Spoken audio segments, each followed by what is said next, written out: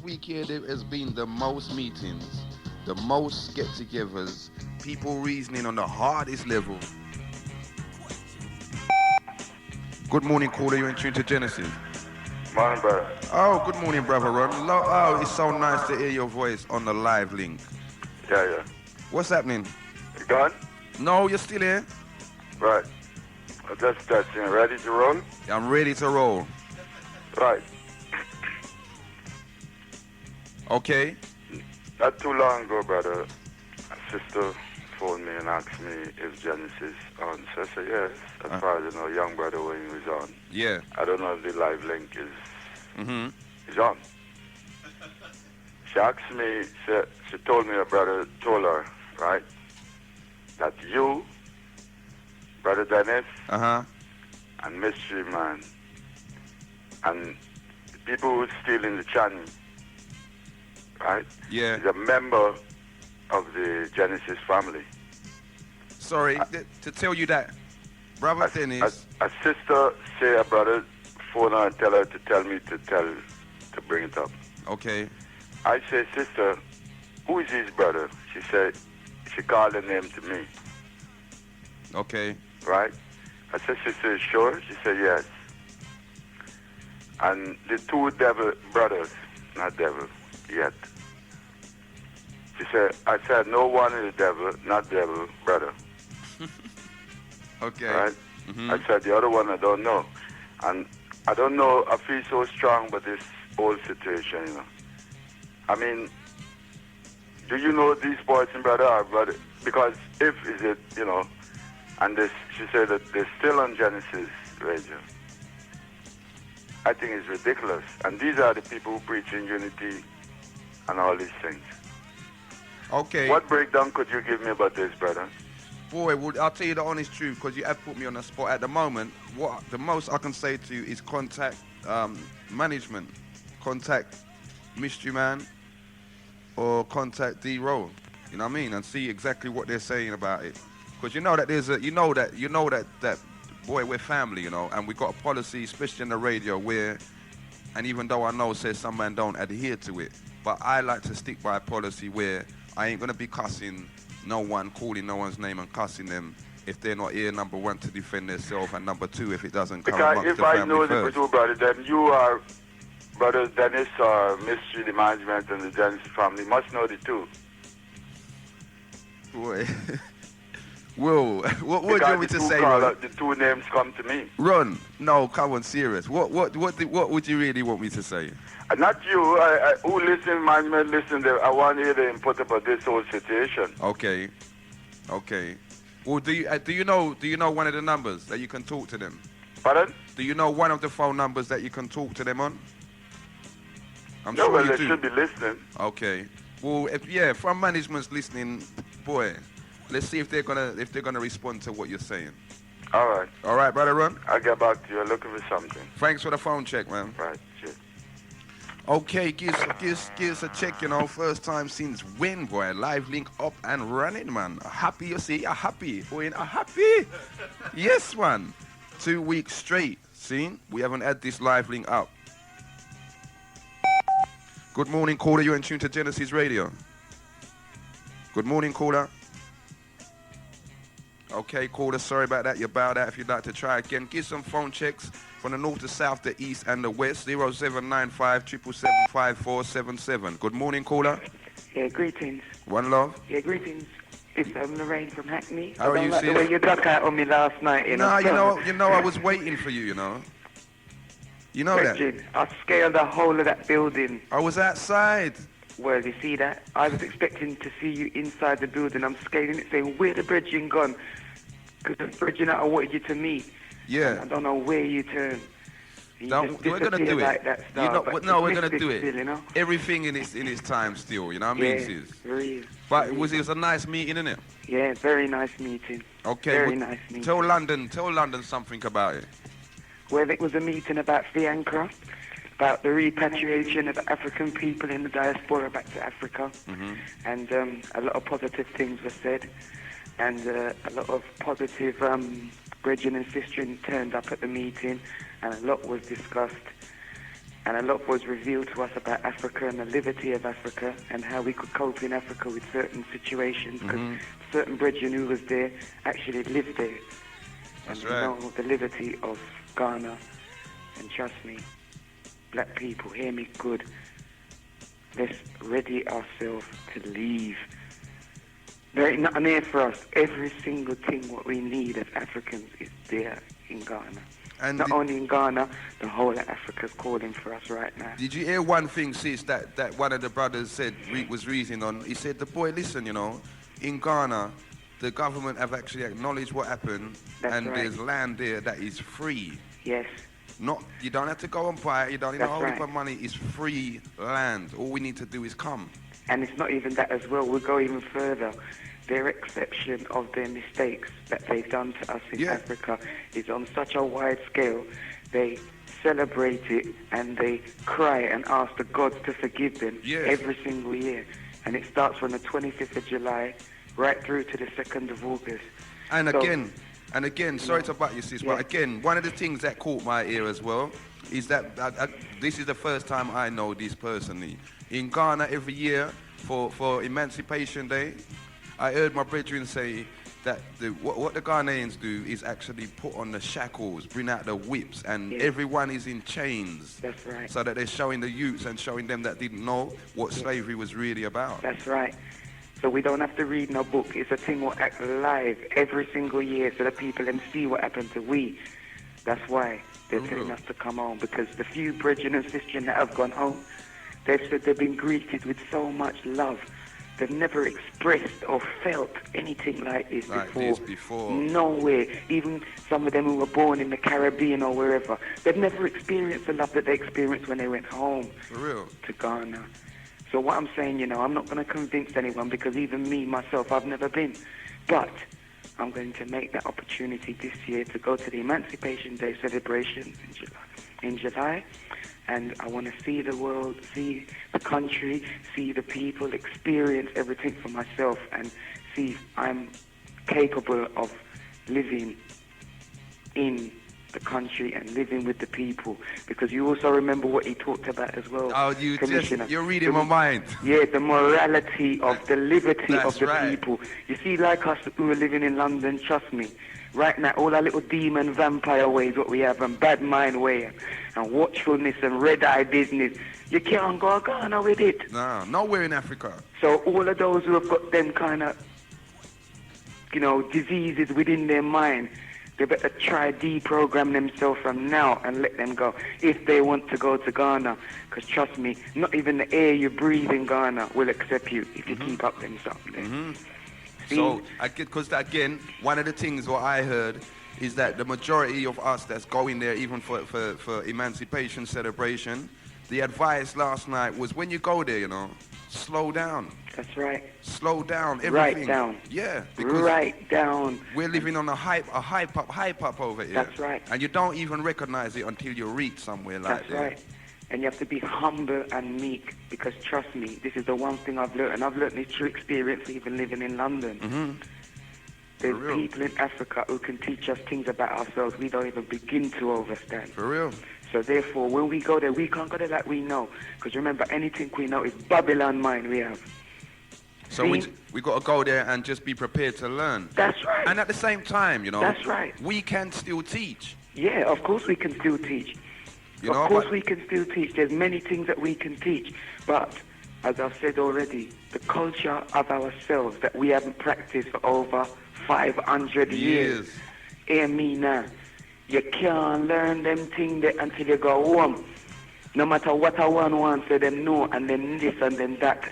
When you sit down and the elders tell you about certain things what you don't even know about, them things that will make you cry start. Things that you never get heard me? in your life. You never learn in your life. Not even your mother could have teach you, because That's why? right. She didn't know them things, For brethren. herself.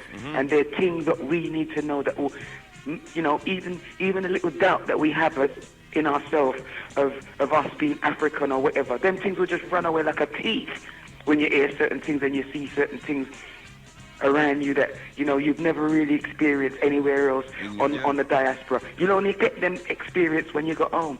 So what I'm saying, you know, Africa, I'm not going on like, say, the bridging convinced me and he make me feel like I can jump on a plane. Now, I don't know how it goes, but I'm prepared to take a look.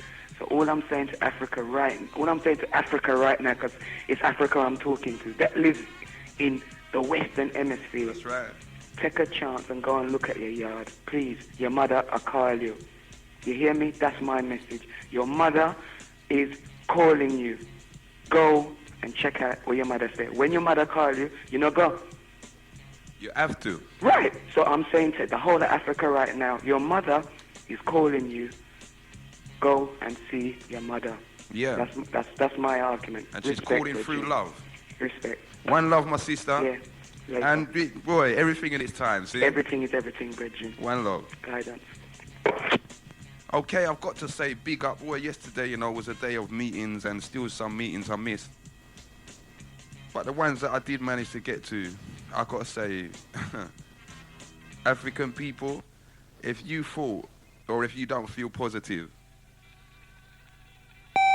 come out and see. Good morning, caller. You're tuned to Genesis Radio. Yeah, greeting, brother. One love, my brethren. Yeah, nice to hear you. As well, you know, live link's been off for 2 weeks. So, yeah, you know. I kind of apologize for that, going to that meeting. Nah, man, that's safe, Bridget. Who couldn't make it? You know what I mean? There's going to be another one. Yeah, it's good. It's good to see that we're doing these positive things anyway. You know. For real. I want to make 2 points, right? One about Ghana. Mm-hmm. If anyone going under Ghana, going away for Emancipation Day, mm-hmm. and people want to be practical, are taking the practical things over. People should try and take things like, taking things over to help the people over here. Yes. Over there, like things like textbooks, right? These practical things, textbooks like English books, yes. maths books. Yes. These little things that people have trouble buying over there. So, let me ask you now, Mm-hmm. because there's a lot of us that was thinking of taking, like, clothes, shoes, stuff like that. Not for the people, you know. Not for us, for the people. Uh-huh. Are these kind of things feasible, or would you say? Yeah, it's good, but people have to think in terms of that, you know, you're looking for clothes like summer clothes. Yes. Right? Forget about them. Things like shorts and, you know. Yep, string vests, T-shirts. Yeah, forget about them thick jumpers and big coats. Okay. You know, things, vests and stuff like that, you know. A lot of stuff with black imageries and them with black T-shirts and stuff with, you know, Jamaica, the West Indies and, you know, era shirts like that. And if people can get photocopy as much books as they can about African history. Yes. All those stuff. And even, you know, Genesis Tape, you know, the radio show? Yep. If you could, like, take tapes over that Genesis radio show, all that would be good. Mm-hmm. Because really and truly, the shows like Genesis show, the brothers over there don't have that privilege as such. Okay. You see? So, you know, like the chat show we're having now? Yes. I mean, if the brothers and sisters can listen to those tapes over there, then they can really understand what's going on. Well, I'll tell you something, you know, and boy, management might slap me on my wrist, but I know that the management right now is trying to work out that Genesis can do some shows over there whilst the Emancipation celebration is going on. I may be able to help you with that. Okay. But I need to speak because I'm trying to get in contact with you for some time, but I know that you're very busy, man. I'm not going to hold that against you. Have you got my number? Yeah, I had a number. Phone, is it the other brother? Sorry, you're commissioner, right? Yeah. And what's the other brother's name? Mystry Man? Mystry Man, yeah. Okay. Try and get in contact with the brother. But listen, I was definitely, because we're having a health day for black men. One of the first is called Healing and Rejuvenation Day for black men, right? Uh-huh. At the Susanna Truth Center on the 28th. Of this and it's a must for all brothers to come down on that day, you know? Okay. Because they're going to be some serious stuff they're dealing with brothers, potency, you know, because a lot of brothers,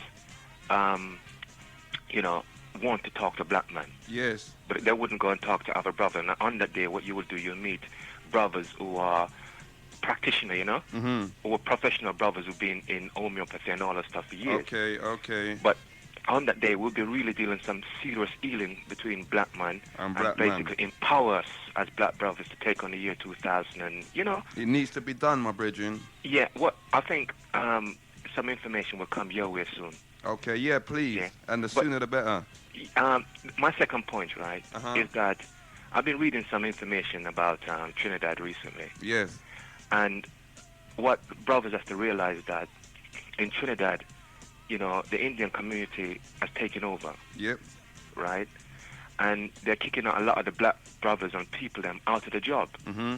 So so-called the white shirt, middle-class black people, they're losing their jobs to Indian the Indian community. Yeah. Right? Now, what's happening? That's going to create a lot of problem. Right? I mean, because the people in Trinidad now, they're beginning to get, you know, saying like, this can't happen, you know what I'm saying? Yes. Now, if any brothers or sisters complain, they're calling them that they've been racist. Mm-hmm.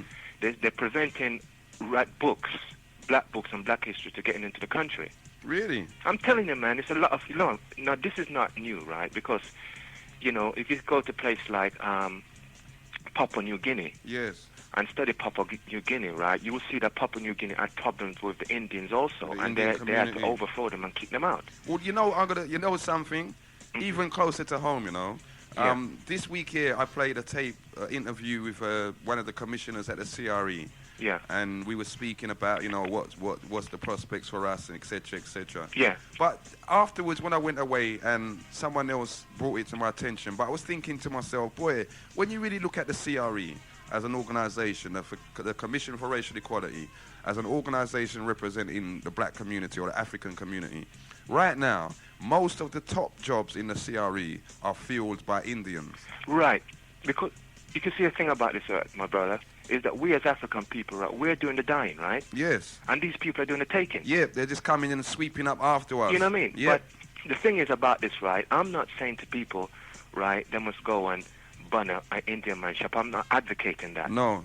What I'm trying to tell black people is this, okay, is that if you sit down and be complacent, right, and thinking that this is cover, another brother's going to, like, Trinidad, right, they're going to be a big war there soon. Yeah.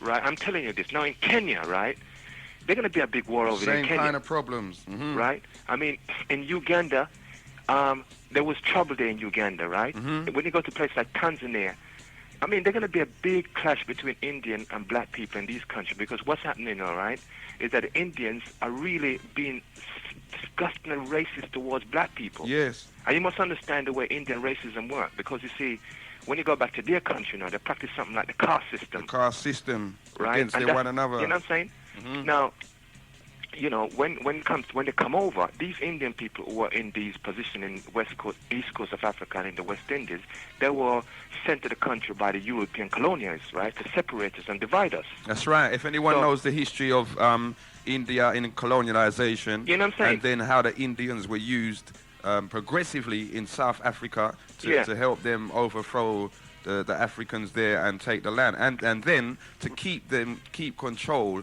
with the white man. The Indians was like the buffer. Yeah, because you see, at the end of it, right, as African people around the diaspora now, right, we are not a wicked and murderous killing people who go and kill other races, right? That's right. We believe in truths and rights, and we will stand up and fight for righteousness, not just for us, but for everybody. But it turns out that when we as African people stand up and fight for our rights, the Indian man they gain, the Chinese man they gain, and everybody gain, right? And the thing is this, right, is that when you see the Indian man, you know, just throwing things in your face and treating your body in your own country, right, Mm-hmm. then as a people, we're not going to take that. That's right. Right? Now you talk about the CRE, right? Now, we are the one who stand up and fight for truths and rights in this country, country.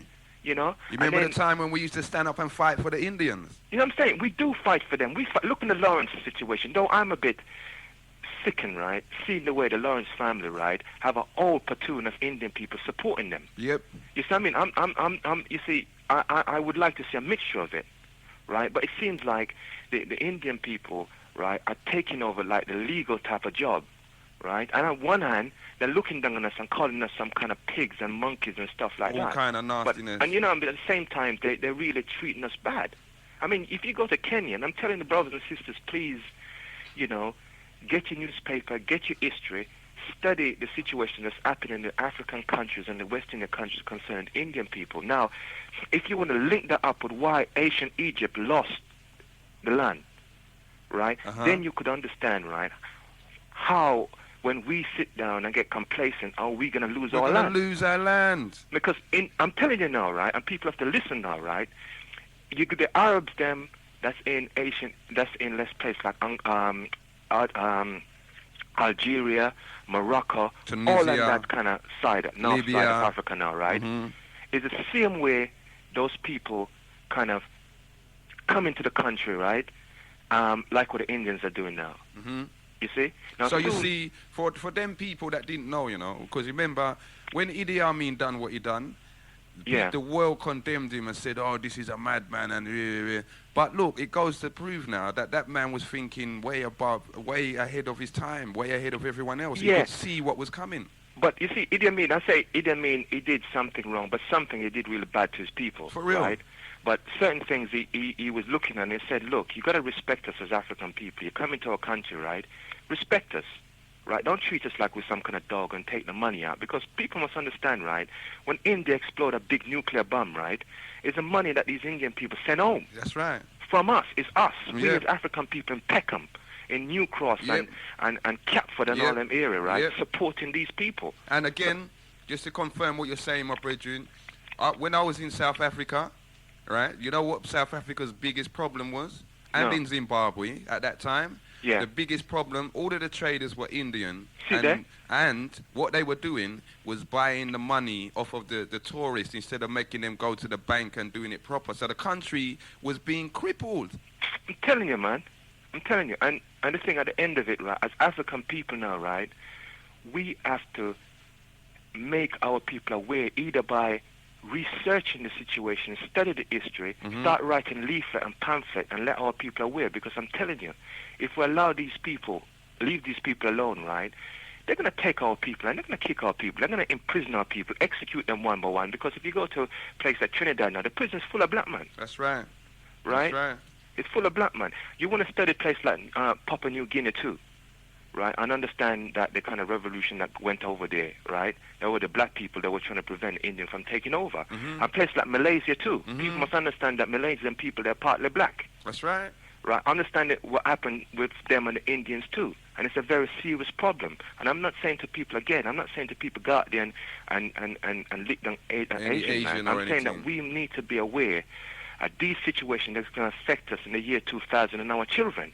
Because I particularly don't want my children to be under the path, no Asian man, or any white man, or anybody. That's right. Especially not in their own land. You know what I'm telling you? And we as black brothers now, right, can't let that go on. Right? We can quickly and easily, right, go and shoot our own people, you know what I'm saying? But we don't know how to do that, right? But we don't know how to defend them. You know what I'm saying? But when it comes like stuff like this now, right, you know, we have to understand that we can't allow this to go on with our people, because as African people, right, we are righteous people, and we have the right to be on this earth as much as anybody else, right? So, one love, brothers and sisters, yeah? My brother, big up for that. Yeah. You would have hearing it there loud and clear. One of the problems that's facing us, the African community, on a world level, exploitation, you know? Oh, them city out Africans, it's easy to exploit them. Give them a shack and a couple of clothes and they'll be happy and we can make all of the money. 0795775477, that's the number that's going to get you through live link time, you know. Even though you can't hear the phone ring, the live link is up. So call us, give us a call and tell us what you got to say to London. It's been a pretty long time that we don't hear from you all, but due to technical thing, but you know, United goes with Genesis, always trying to do a thing to get it right so that you all can have your piece of the cake. I see the phone's gone quiet, you know. You don't joke, you know, I'm going to put the music back on. Give some phone checks, East London, West London, what you're saying. Now, one thing I've got to tell all of the people that turned out Sunday, the last 3 Sundays, we will not be meeting this week. So please, if you know someone that usually comes and they're not listening at this moment, can you make them aware, or can you phone someone else and just pass it on? We've got a nice thing running down there. Good morning, caller. You're in tune to Genesis Radio. Yes, you can talk off of the ear.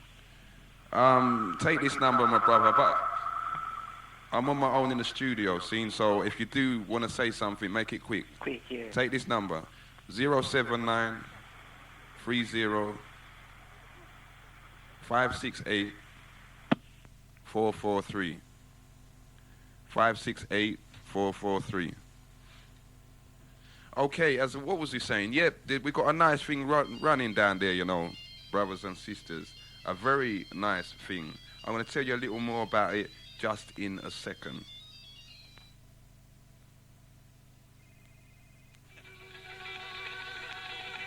Yeah, Jack.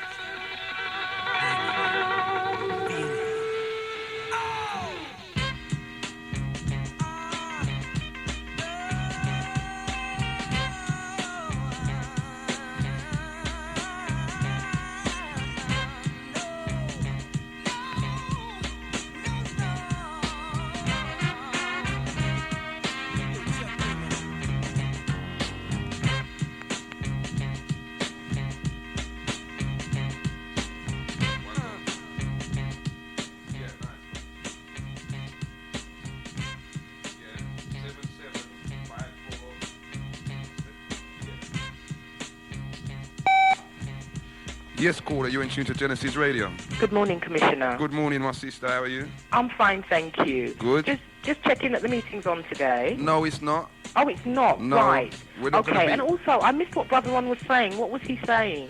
Brother Ron started off the show by saying that he's aware that the management, he called two of the management and myself, and I'm going to make it clear I'm not management. Right. But he said that we are aware of some tranny thieves. And as far as he knows, he says he knows for a fact. And as far as he knows, one or at least two of them is on the staff. Okay. So that's where he was coming from. Right. But I said to him, at the end of the day, or management, if they're listening, they will phone in. If they're not, then you can contact them and bring it to them direct. And then maybe next week we'll have a public answer. Okay, well, maybe he should be writing in as well, put his concerns in writing. Okay. And then it's going to be incumbent upon management to do what is right. And if they have integrity and they are principled, then they will do something. For real. So is there going to be a meeting next week? Yes, there will. The meeting will resume next week. What will happen this week here is that we will try and contact as many people as possible and get the minutes to them. Okay. To chew over, and then we'll go from there. Oh, okay. But one thing I must say, for everyone that hasn't been down to the Sunday meeting, last week the whole meeting voted or agreed that nothing would be discussed on air regarding what is done in the meeting itself. Yes, I agree totally. Yeah? Totally. Confidentiality is the key. For real. We've reached that stage now. It's good that we've reached that stage now. Okay, and I think what we need to do within the meetings is set some form of ground rules. Yes. About how people conduct themselves. There's to me, everything's going to be constructive. We don't want no arguing and cussing and fighting. Constructive, like when I was there the last time. Who was that? Was it that brother that came in at the back? No. I mean, I didn't see any problems. Oh, yeah. I remember what you said to me. Yes. I remember. I didn't see any problem. But what I'm saying is, we just want a good meeting, because it was a good meeting the Sunday I came there. It was constructive. Yeah. And that is what I want to continue. And what I'm saying is, in the future, we set some ground rules. So that we don't get people coming in there cussing and fighting and trying to belittle other people. Yeah? It's all about respect. We've got to move forward now. But, I mean, I want to make it clear, because I didn't know that anything like that did go on. You know what I mean? Yeah. Cussing and fighting and that. No cussing and fighting went on at all. Okay. I'm just saying that we didn't have it in that manner, yeah. And I just don't want it to occur. Okay. Yeah? We didn't have it at all. For real. We didn't have it at all. It was a beautiful meeting. The people there were committed. They were peaceful, everything. What I'm saying is, you never know. You might get an element coming in that wants to bring that kind of feeling into the meeting. That's right. And what I'm saying is, we set some ground rules. And if this person or whoever comes in and wants to create that kind of atmosphere, then I think we all have the right to say, leave. For real. Yeah? Well, again, I think one of the meetings that you wasn't there, we did actually have someone that came in and started to make up a little bit of noise in the back of the hall. Right. And within a couple of seconds, because everyone, one thing that I'm going to say about that meeting, everybody is in agreement. Everyone is on the same vibes. Yeah. See? So I know anyone that's going to come and try and disturb it, or it's not just one person they're going to have to deal with. You know, if they're going to have to deal with everyone that is there, because we're all on the same vibes. Okay, and about this tranny theft, I hope it gets sorted out, because you are doing good work. Okay. Your show especially is really positive, so keep it up, yeah? Okay, my sister. I'm going to go now. You take care. And you. Bye-bye. Bye-bye.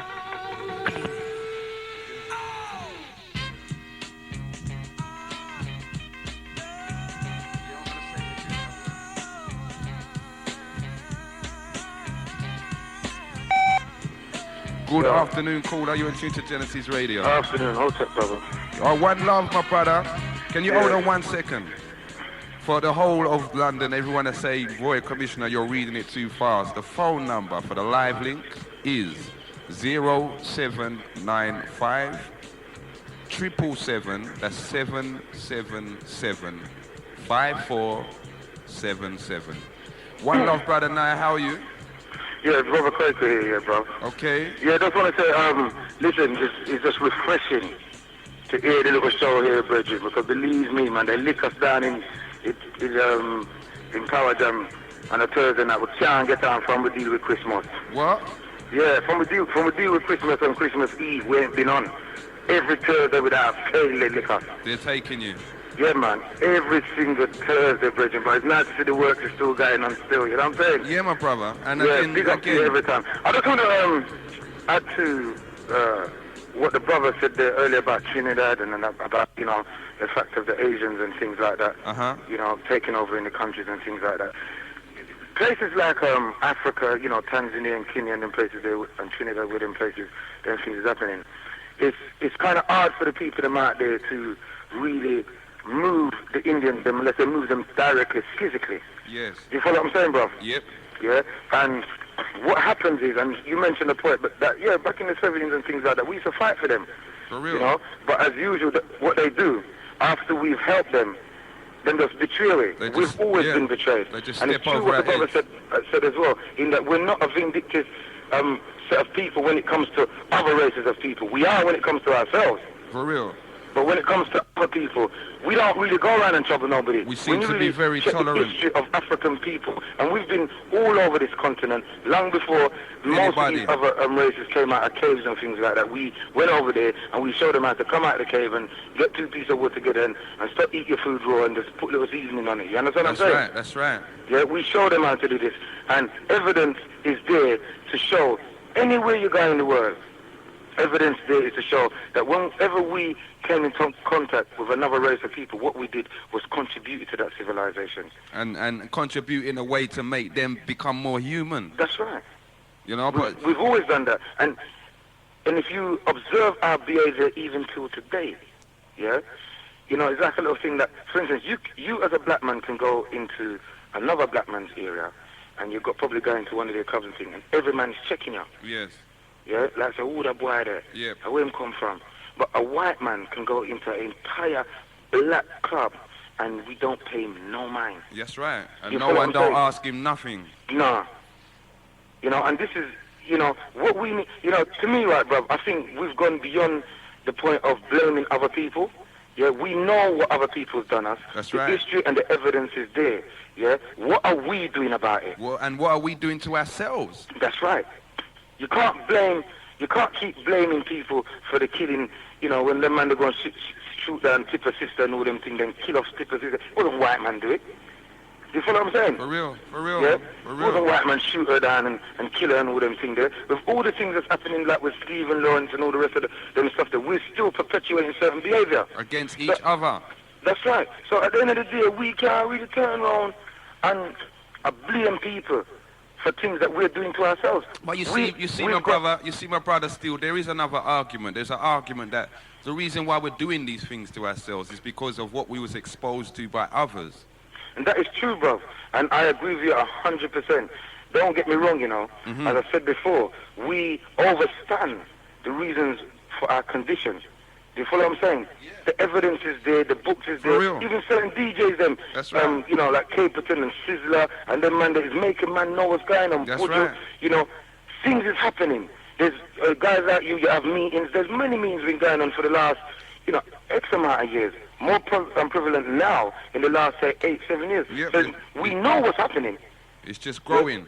Yeah, but what it is, the story is, brother, once I'm all right, boy, start. I got my my nice little ride and thing. I'm doing fine. I got my little £30,000 a year job, and boy, I'm all right, you know.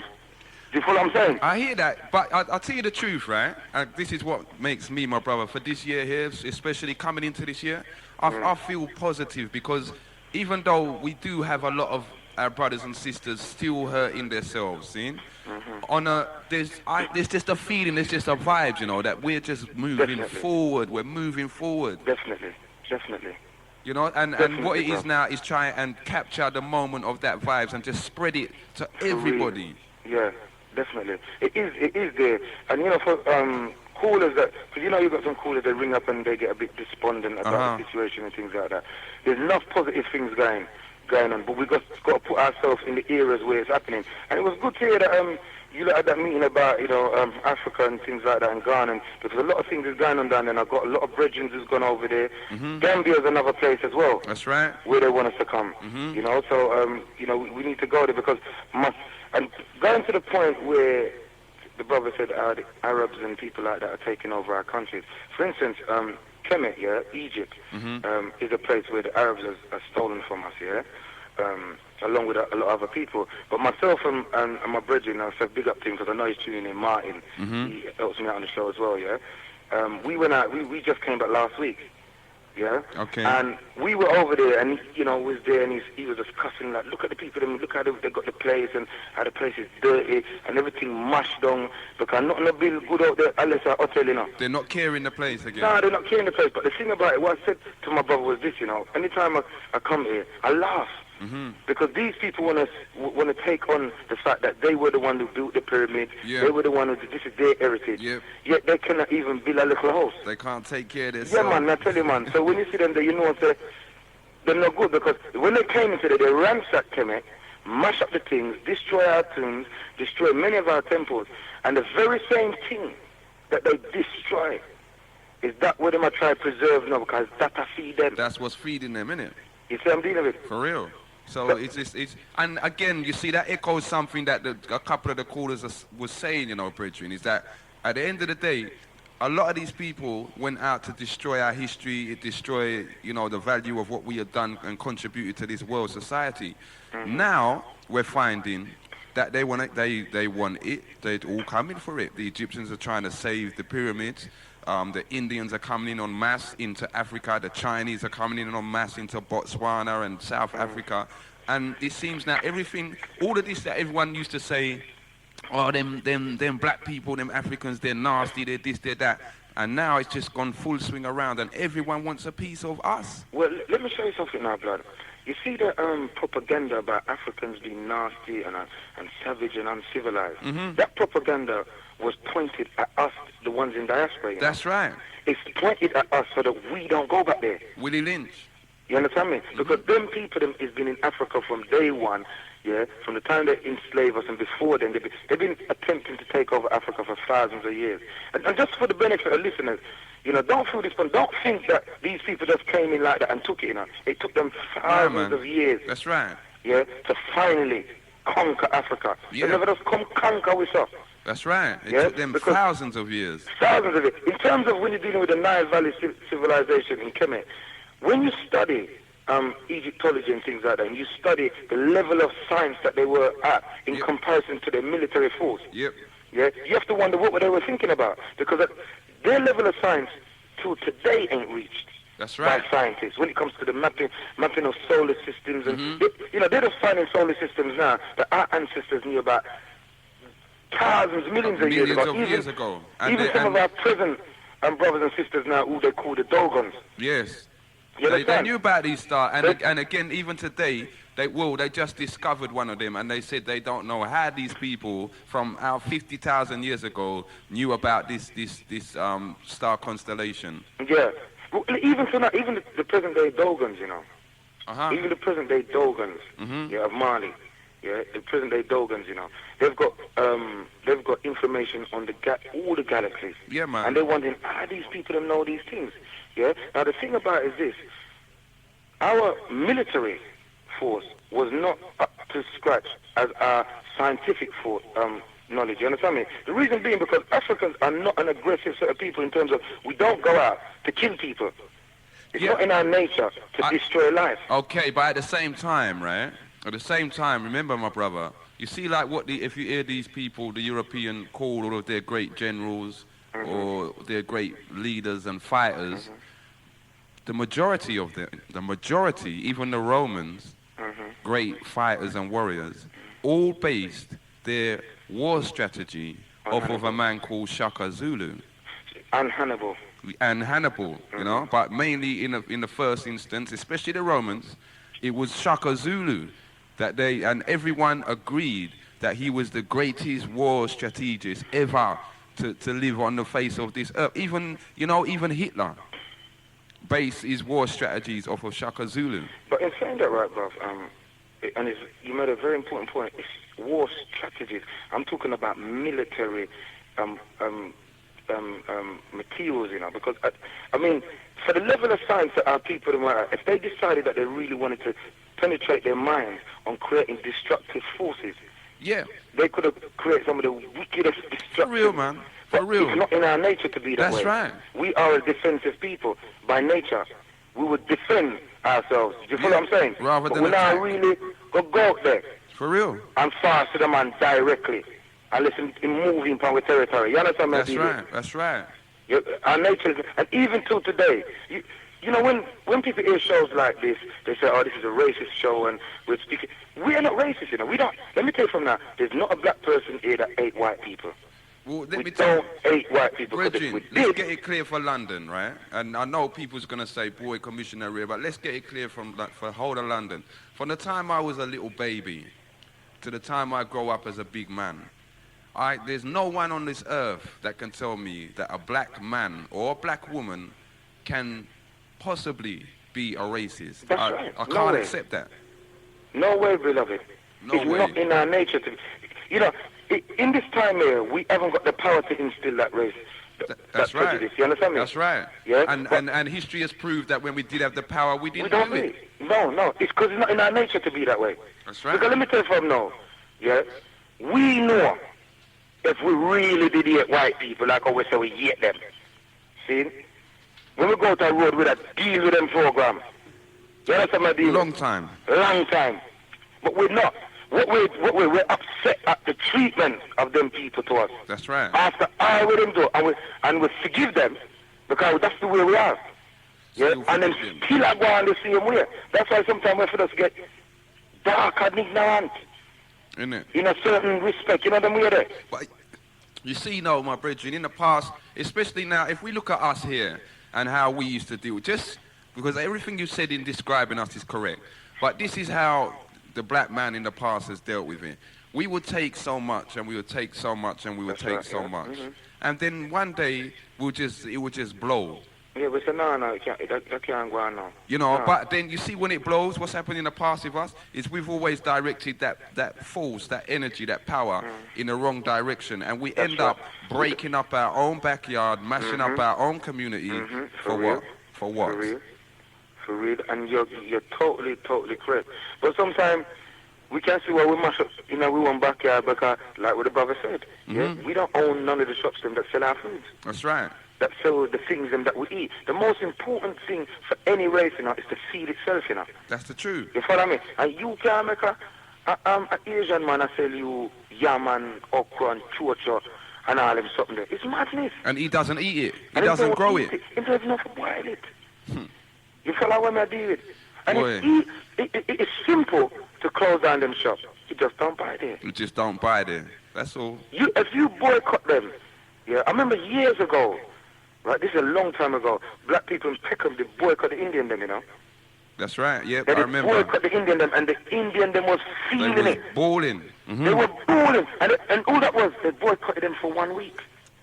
Just a week, you know. So imagine if we'd done it for a month. Imagine if we'd done it for a year. There's a lot of black people who selling yam and banana now around the place. Yes. So we start supporting our own. If we direct our own energies to them people and buy them out, yeah, we can make their business bigger. For real. It's time for us to start supporting our own. We have to support ourselves, brother. And the problem today is us. We need to fix up ourselves. We know the problem. Let's do something about it. And just to add to what the brother said about India, and you were saying they practice a caste system in India. That caste system is directed down to the indigenous people them that occupy that land, because the people them that occupied India originally were Africans. Yeah, and they go by the name of they call themselves Dravidians. That's right. Yeah, or the Dalits. Yeah, and there's still some of them there, isn't it? Oh yeah, there's about 80 million of them. Yeah, man, still a large community of them there. There's a large community of them still there, and they are what they call the untouchables. You follow what I'm saying? Yeah, no one knows what to touch them. The direct descendants of the Africans, and I saw them angle them. I remember say the Ganges River, you know, named after Ethiopian empire, right. You know, Ganges, you know. Yeah. You understand me? Someone would laugh and say, yeah man, Ganja, see. You understand what That's why, again, for people that don't know, at the Ganges River, you have a particular time every year when all of the holy men in India come to the river and bathe in the river. Yeah, that's right. Every single one of them holy man sail it down the river and all them something there. Right, but every single one of them holy man, as Indian, has got dreadlocks. That's what the people they need to know. And this is the thing, there's many things that we need to learn. And boy, believe me, I'm telling you from now, Commissioner, it's just refreshing, you know, brethren. See, all this way, you know. For real, coming like food, you know. we just gotta keep them going, you know what I mean? Because man. I don't want to own it too much of the time still. Okay. You know, mobile to mobile and them thing there, you know. For real. We still have to watch the little European finance, you know the way there. Yeah, man. Right, but listen, big up to you every time. Keep the work going, and boy, we must link, man, definitely. Okay, right, my brother. I want to know when the meeting is, because we'll come down and support it differently, yeah? Okay. All right then, bro. One love. Okay. You would have heard it there loud and clear. See, now, again, you know, when people in the community are saying, boy, Genesis, right? Well, look, you've got someone from Powerjam phoning and saying, yeah, man, it's got to keep going. It has to keep going.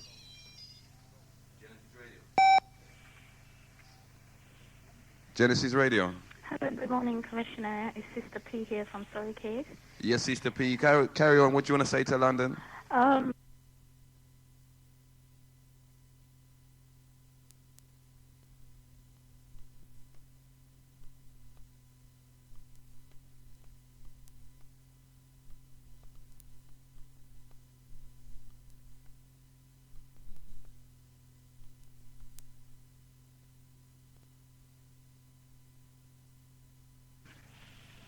African people don't really have any military might, but it's just the war strategic you're talking about Shaka Zulu.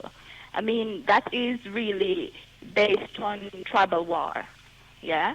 And for me, military might is to do with defending your country and your people, and that is where we're lacking. So you don't think, my sister, there's another way? I think there's another way, but we haven't really worked that one out. We have war strategic amongst ourselves, yes, and Shaka Zulu was the master on that. But the military might, in regards to defending us and our people, I think that's where we're lacking, and we haven't really mastered that.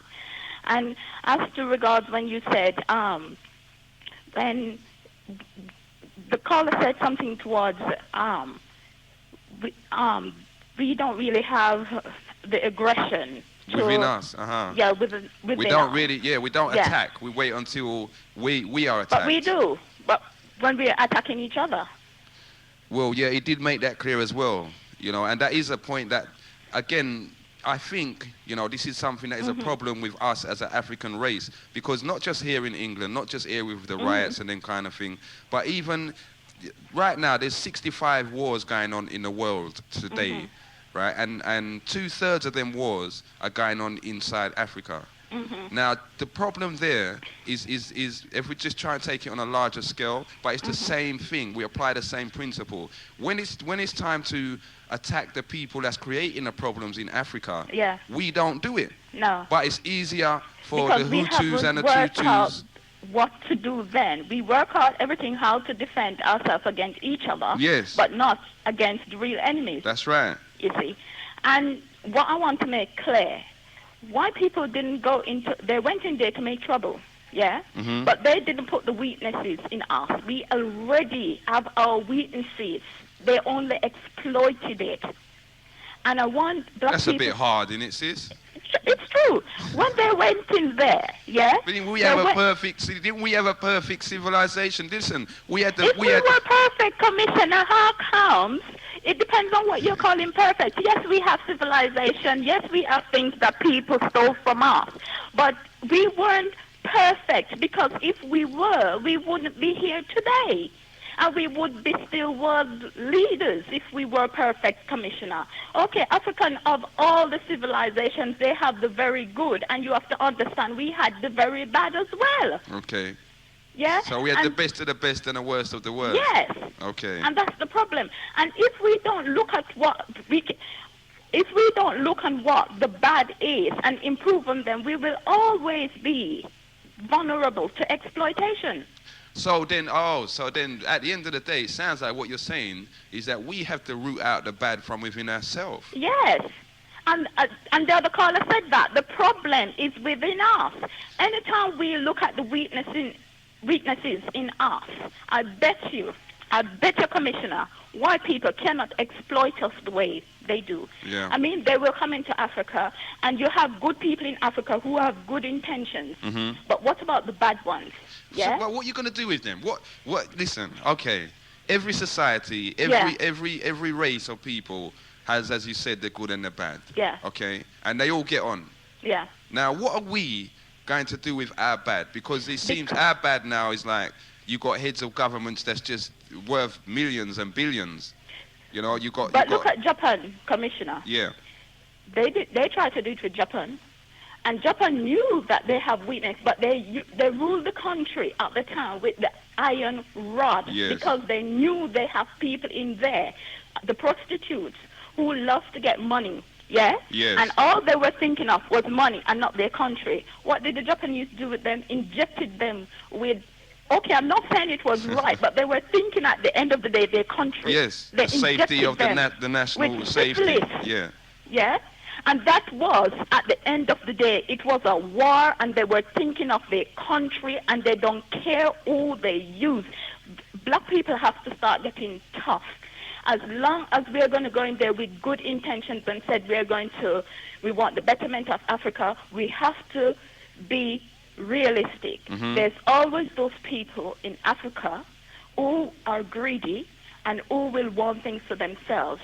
And if we have a two-party state in Africa, they're going to destabilize it because they're going to sell guns to people. Okay. And we have to, if we're going to, we have to have a one-party state with some flexibility. Mm-hmm. And we have to have, say, a national guard mm-hmm. who will keep peace, and not only keep peace in Africa, mm-hmm. but able to defend Africa if needs be against outsiders and against those people in Africa, mm-hmm. Africans as well, who will always contribute to the destabilization of Africa. They are the ones. Do you think, sis, right, mm-hmm. that is possible? I think it is possible. Okay. Because if we have a national guard, the guard wouldn't be coming from just one country. It will be the best of all the states in Africa. So you're talking about something along the lines of how America is then with one president? Yeah. Okay. And we have a national guard who, as you have trouble in one state, just moving quickly and, mm-hmm. Sort it out. And don't wait on international interference, because look at Sierra Leone. Look from when they're trying to sort that out. What's happening? Nothing's happening. The people are still dying. Yeah, because the England and America, mm-hmm. they're trying to, on television, they show one face to say that they're trying to help, and then behind the back, they're giving the rebels arms. That's right. They're just dragging their feet. Yeah. And I think it's things like that. Anytime we come, I don't think we're all going to come together, but the people in power, work out what is going on and decide to defend Africa any means necessary. Even means if it's a revolution going to, change us. Uh-huh. And black people have to be prepared to say that black people is going to die for Africa to be liberated. Well, they're dying already, innit, sis? Yeah. Because you have some black people who are ready to defend Africa for it to remain how it is. Because they're benefiting from our destruction. That's right. That's right. They're the ones that's making the profits, the money. They're living good. They're traveling the world. Yeah. They're up there in high society, whilst the rest of the country is in poverty. Yeah. I mean, in Nigeria, one of my Nigerian friends was saying they caught one Nigerian man coming over with 2 suitcases of money. Millions. That's right. He was leaving the country. And I mean, how long can we blame the white man for our weaknesses? Well, sis, you see as you say that, listen to this, right? The Journal was running something on the richest people in the 500 richest black people. They're running of something now. Now, we've got someone like General Ibrahim Babangida, all right? Military strongman, former head of state. His estimated value is 6.2, hold on, is this right? 6,250 million plus. Really? Plus. That's his personal value. Okay? We've got another gentleman, Nana Otumfa Matthew, barrister. Estimated value 4,500 million plus. You know, now just some of these figures, when you read the figures and these people have got these amounts of money, it makes you really wonder, why is Africa? In the state it is. You understand? Yeah. One of them down on the lowest part of the scale is from mining. Okay? And he's worth 40 million. Yeah. One person. We've got one businessman worth 900 million. Yeah. And you know, so when you're saying that, boy, things are going to have to happen, certain people are going to have to be dealt with. I don't understand how you can have 10, 12, 13 people live in one community, each worth more than £50 million, and there's poverty in that community. Yeah. And then when a lot of us upset about Steve Lawrence, white man killing Steve Lawrence, and quite right too. And we express our anger, and we always like to attack the white man, and quite right so. But when you have black upon black killing, we stay quiet because we're embarrassed. Why? Well, you see, that is one thing, right? That the European, all over Europe, has been able to slap us in our face continually. Yes. Is that they will say, okay, you all are telling us this, you want equal rights and you want that, but there can be 400 of you in a nightclub, see a man come in and shoot someone else in their head, and not one of you would say a word. No, and everybody go quiet. They didn't see. And you know what? White people used to kill us in the streets, and they know that we rebelled against it, and we wouldn't have it. That's right. They know what they do? They give us the gun. And make us go in the dance and do it. That's right. And as long as we stand up and stay quiet about it, no man, black or white, have the right to come in our community and kill anybody. And we should make that loud and clear. We won't put up it from white people, and we certainly won't put up it from another black person. And anytime a black person kills another black person, shop him over to the police. That's because right. he deserves to go in the dungeon. That's right. And if you keep him in the community, then you deserve everything that you get. Yeah. If he comes and kills you or robs you or does whatever, you deserve it because you know said that he's a murderer and you kept him in the community. Yeah. They go out and they sell drugs to children. They sell drugs to black people. And what happened? Oh, keep quiet because it's embarrassing. It's embarrassing. Yeah. It's it can't get any worse embarrassing on television, in the newspapers. You see them. That's right. It can't get any embarrassing. You walk down the streets and you see them. For real. So what's what are you embarrassed How much about? embarrassed can we get? Yeah. Everyone, we're the laughing stock right now. Of course we are the laughing stock.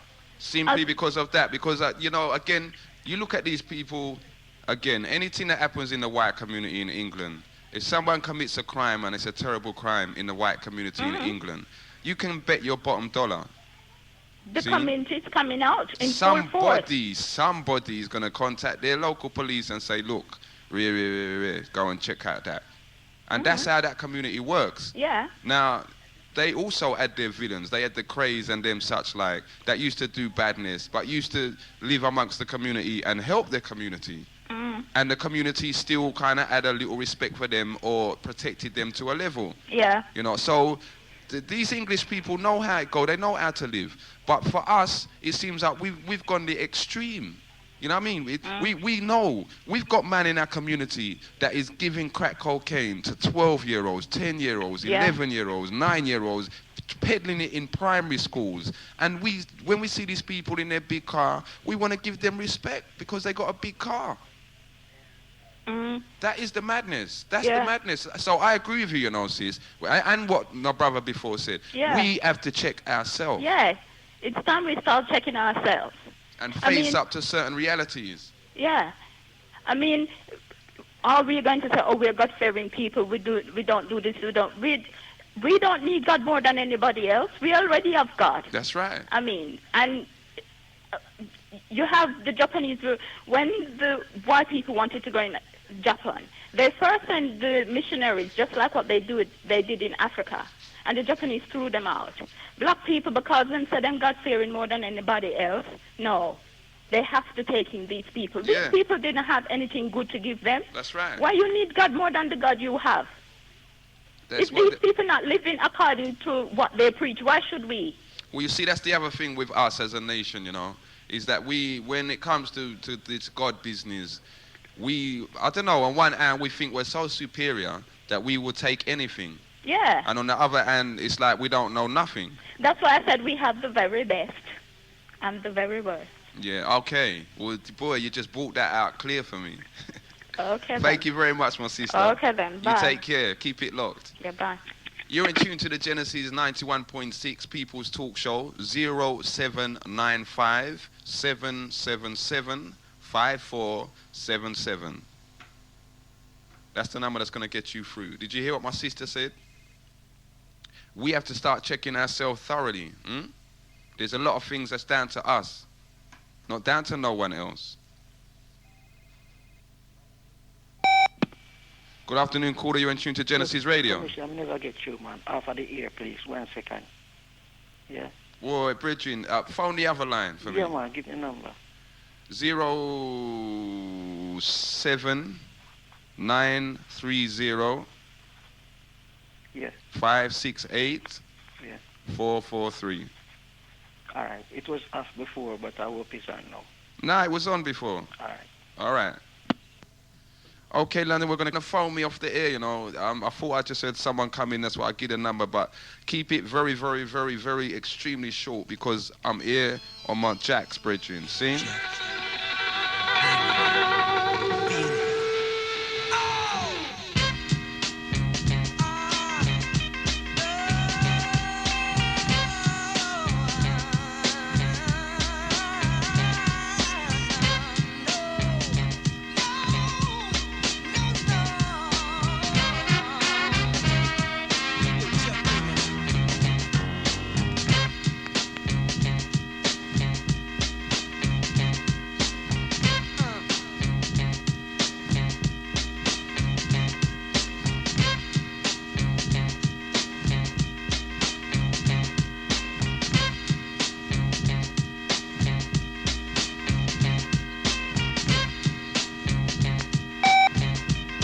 Caller, you're in tune to Genesis Radio. Hello, Commissioner. Yes, my brother. Hi. This is Kwabena. Okay, how are you, brother Kwabena? I'm okay. What would you like to say to London? Well, I've got a lot to say. I haven't spoken to you for quite a while, but I've got quite a few things to say. Firstly, that sister who spoke before, I mean, I'm very, very surprised because she's the first person, apart from my thinking, that I've ever heard come up with a concept of a one-party state. She's completely correct. Okay. But what you need to have basically a dictatorship. But a dictatorship in the sense that, not like people like Saddam Hussein and them other people. You need a dictatorship who are operating under a correct, say, priesthood system like we used to have in Ghana, and who basically give the people what they need. You understand me? Not to rob people, etc. You give the people what they need. You force the people, because in this day and age now, especially now, people are not going to do what is right. You force them to treat each other correctly, and you force them to do what is right. Other nations do it. People talk about ethnic cleansing and, moan about it, but that is what we need. We need to get rid of certain people who are in our communities in Africa and who are basically bringing down the various countries. Now, okay, some other points I want to make quickly just to get them out of the way. Okay. You're talking about the doggons. What you was talking about was the Sirius B, the binary star. Yep. Okay. You made another point about Shaka Zulu being the greatest military strategist. That is not true. Okay. He was known for several things. One of the things he was known for was creating the so-called Cow's Horn movement, better known as the Pincer movement. The Pincer movement. Right. The greatest warrior people were the Asantes. Yeah. Okay. Who would be one of the most famous Asantes then? The most. See, I've mentioned this to you before, and I asked you about it. I don't know if you've double checked on this, but I hope you have done and studied up. The person who actually started the Asante lineage was King Ose Tutu, and his advisor was Akomfoanachi. Okay, yes. Right, yes, now, like yes, I said, yes, this is yes. very, very important. To anybody who want to know about the lineage should check out these two people. Like, what people jump up the mouth and talk about Christ and talk about Rasta and talk about this and talk about that. Akomfoanachi was around about 300 years ago. You read up on him and you find out what he did, and it would make these other people come in like nothing. That is very, very important. Okay, you know what I want you to do? Yeah. And I know you're saying that we must read up on it still, but at this moment in time, I'm so busy it's unreal. But can you send me some information? Well, more than that, I'd like to meet up. I hear there's, you've been talking about meetings and what have you. Yes. The thing is now, I've been away. I want to discuss about Ghana because I just breezed into London last week on Saturday. Okay. And there were some things that I just sort of caught the tail end of that I'd like to discuss with yourselves about, about secondhand through you about the meetings. I wasn't there to be honest, and I can only go by what you've told me. Okay. Now, there are many things that said that quite upset me. Really? Yes, that really upset. But like I said, I'm coming from what you've said. I wasn't there, so I don't know. Okay. One of those important points are about land. One has to be extremely careful about land. Ghana is a place whereby the lands is a very devious situation. Yeah, it's a very confusing situation. A chief or various people may own, or a family may own land. And there may be 20, 30, 40 people in that land. That's right. And those people will sell that land 40 times over. I'm not talking from what I think or what I believe. I'm talking from what I know. Like I said, I just came back and I had some dealings that's been going on with other people, which I don't want to discuss on here. That's been going on for years. Okay. We have contact with the government and whatever, so we know what's going on. That's one thing. Secondly, anybody going back to Africa must understand this. You are not, as an ex-slave or a descendant of an ex-slave, you are not going back to Africa to learn your roots. To learn your roots? You are, or as people say, they have a term, to find your roots. The people in Africa don't know nothing about the history.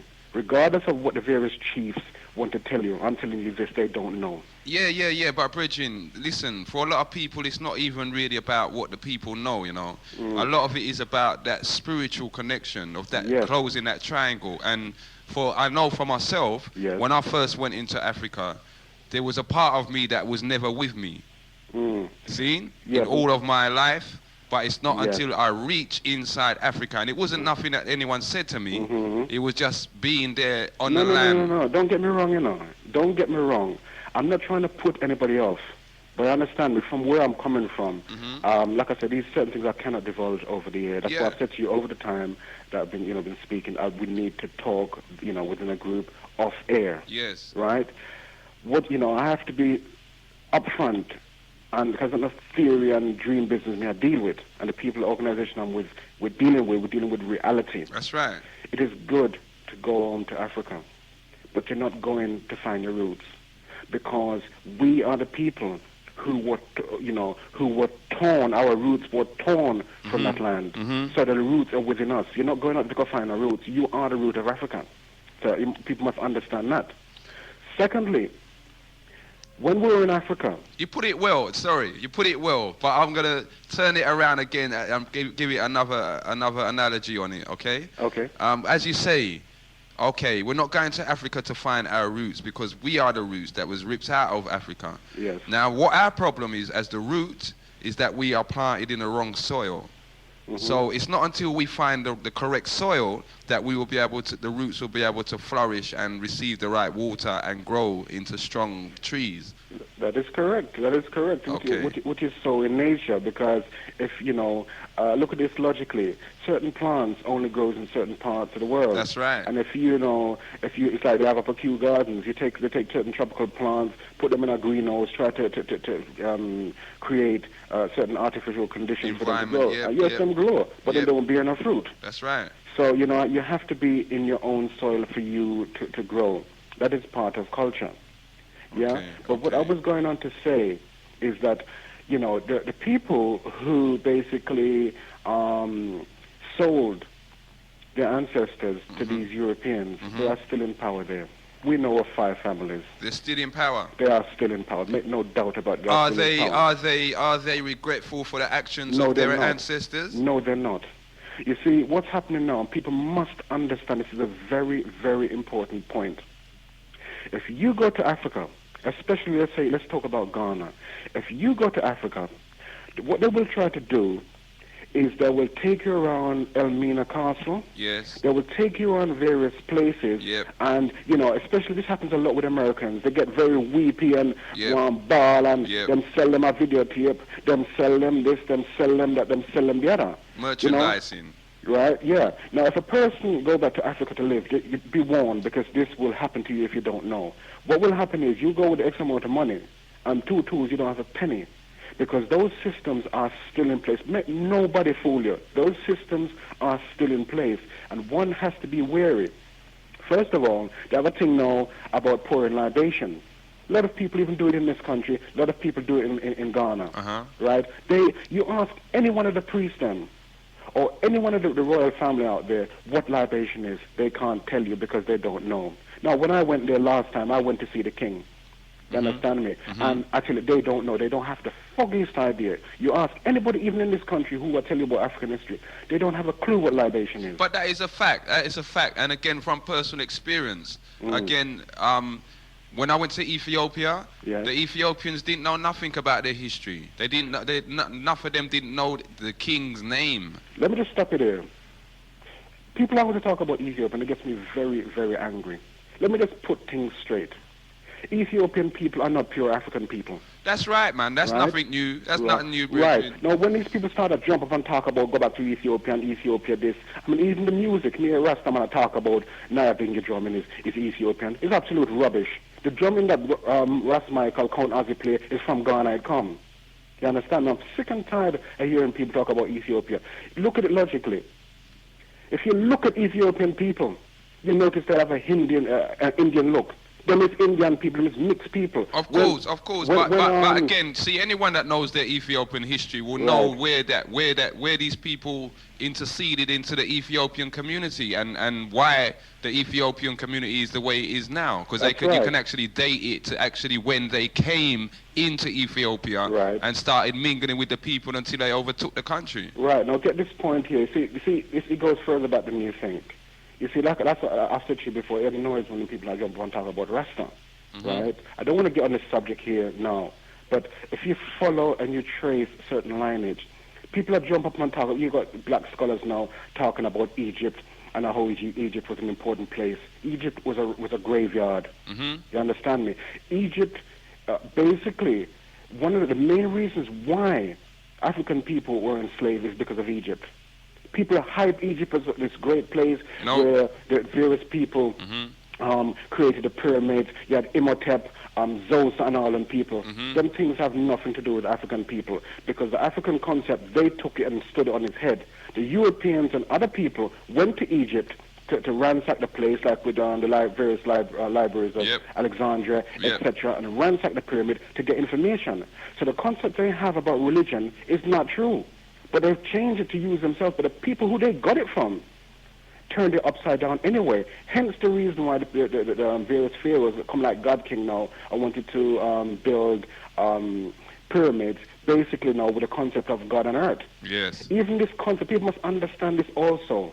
This concept of God is a load of rubbish. Nothing does not go like that. The last time I spoke to you, before you guys went off air, I said to you, that African people don't deal with love. And if you remember, you said to me that's a very controversial point. That's right. I didn't get a chance to go into detail with you. And to be honest, I don't want to do those things on air.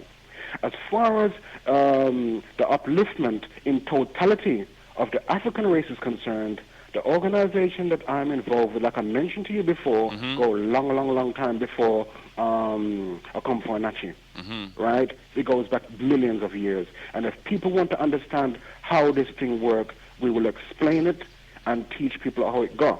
Well, listen, hear what you do, Bridget. You just give me a call after the show and we'll link up. Will do. Yeah? Like I say, these things will not be divulged on air. Now that you're back in the country, just give me a bell after the show and we'll link up. Okay, will do. Yeah? You take care, man. All right, you take care. Thanks for the information. Okay, cool.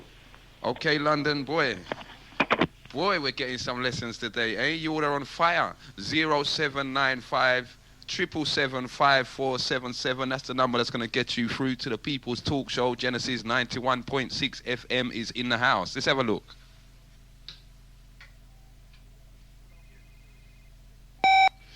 Good afternoon, caller. You're in tune to Genesis Radio. Yeah, afternoon, Commissioner. Yes, my brother. Yeah, it's Ray from Peckham. Nice, brother Ray. What would you like to say to London? Boy, I don't know, because I've been trying to get through for about... And like, every time I want to get through now, someone else comes up and says something else that hits me, and boy, I don't even know. Well, that's what the People's Talk Show is all about, you know. Yeah, because I don't know if you recognise my voice. I'm the one you was calling secretary last week. Still. Yes, okay. Nice, Mr. Secretary. How are you? Yeah, because basically I've started listening when you was talking. Someone was talking about the Indians and them things there. Yes. And then like the question was coming back round to us ourselves as people.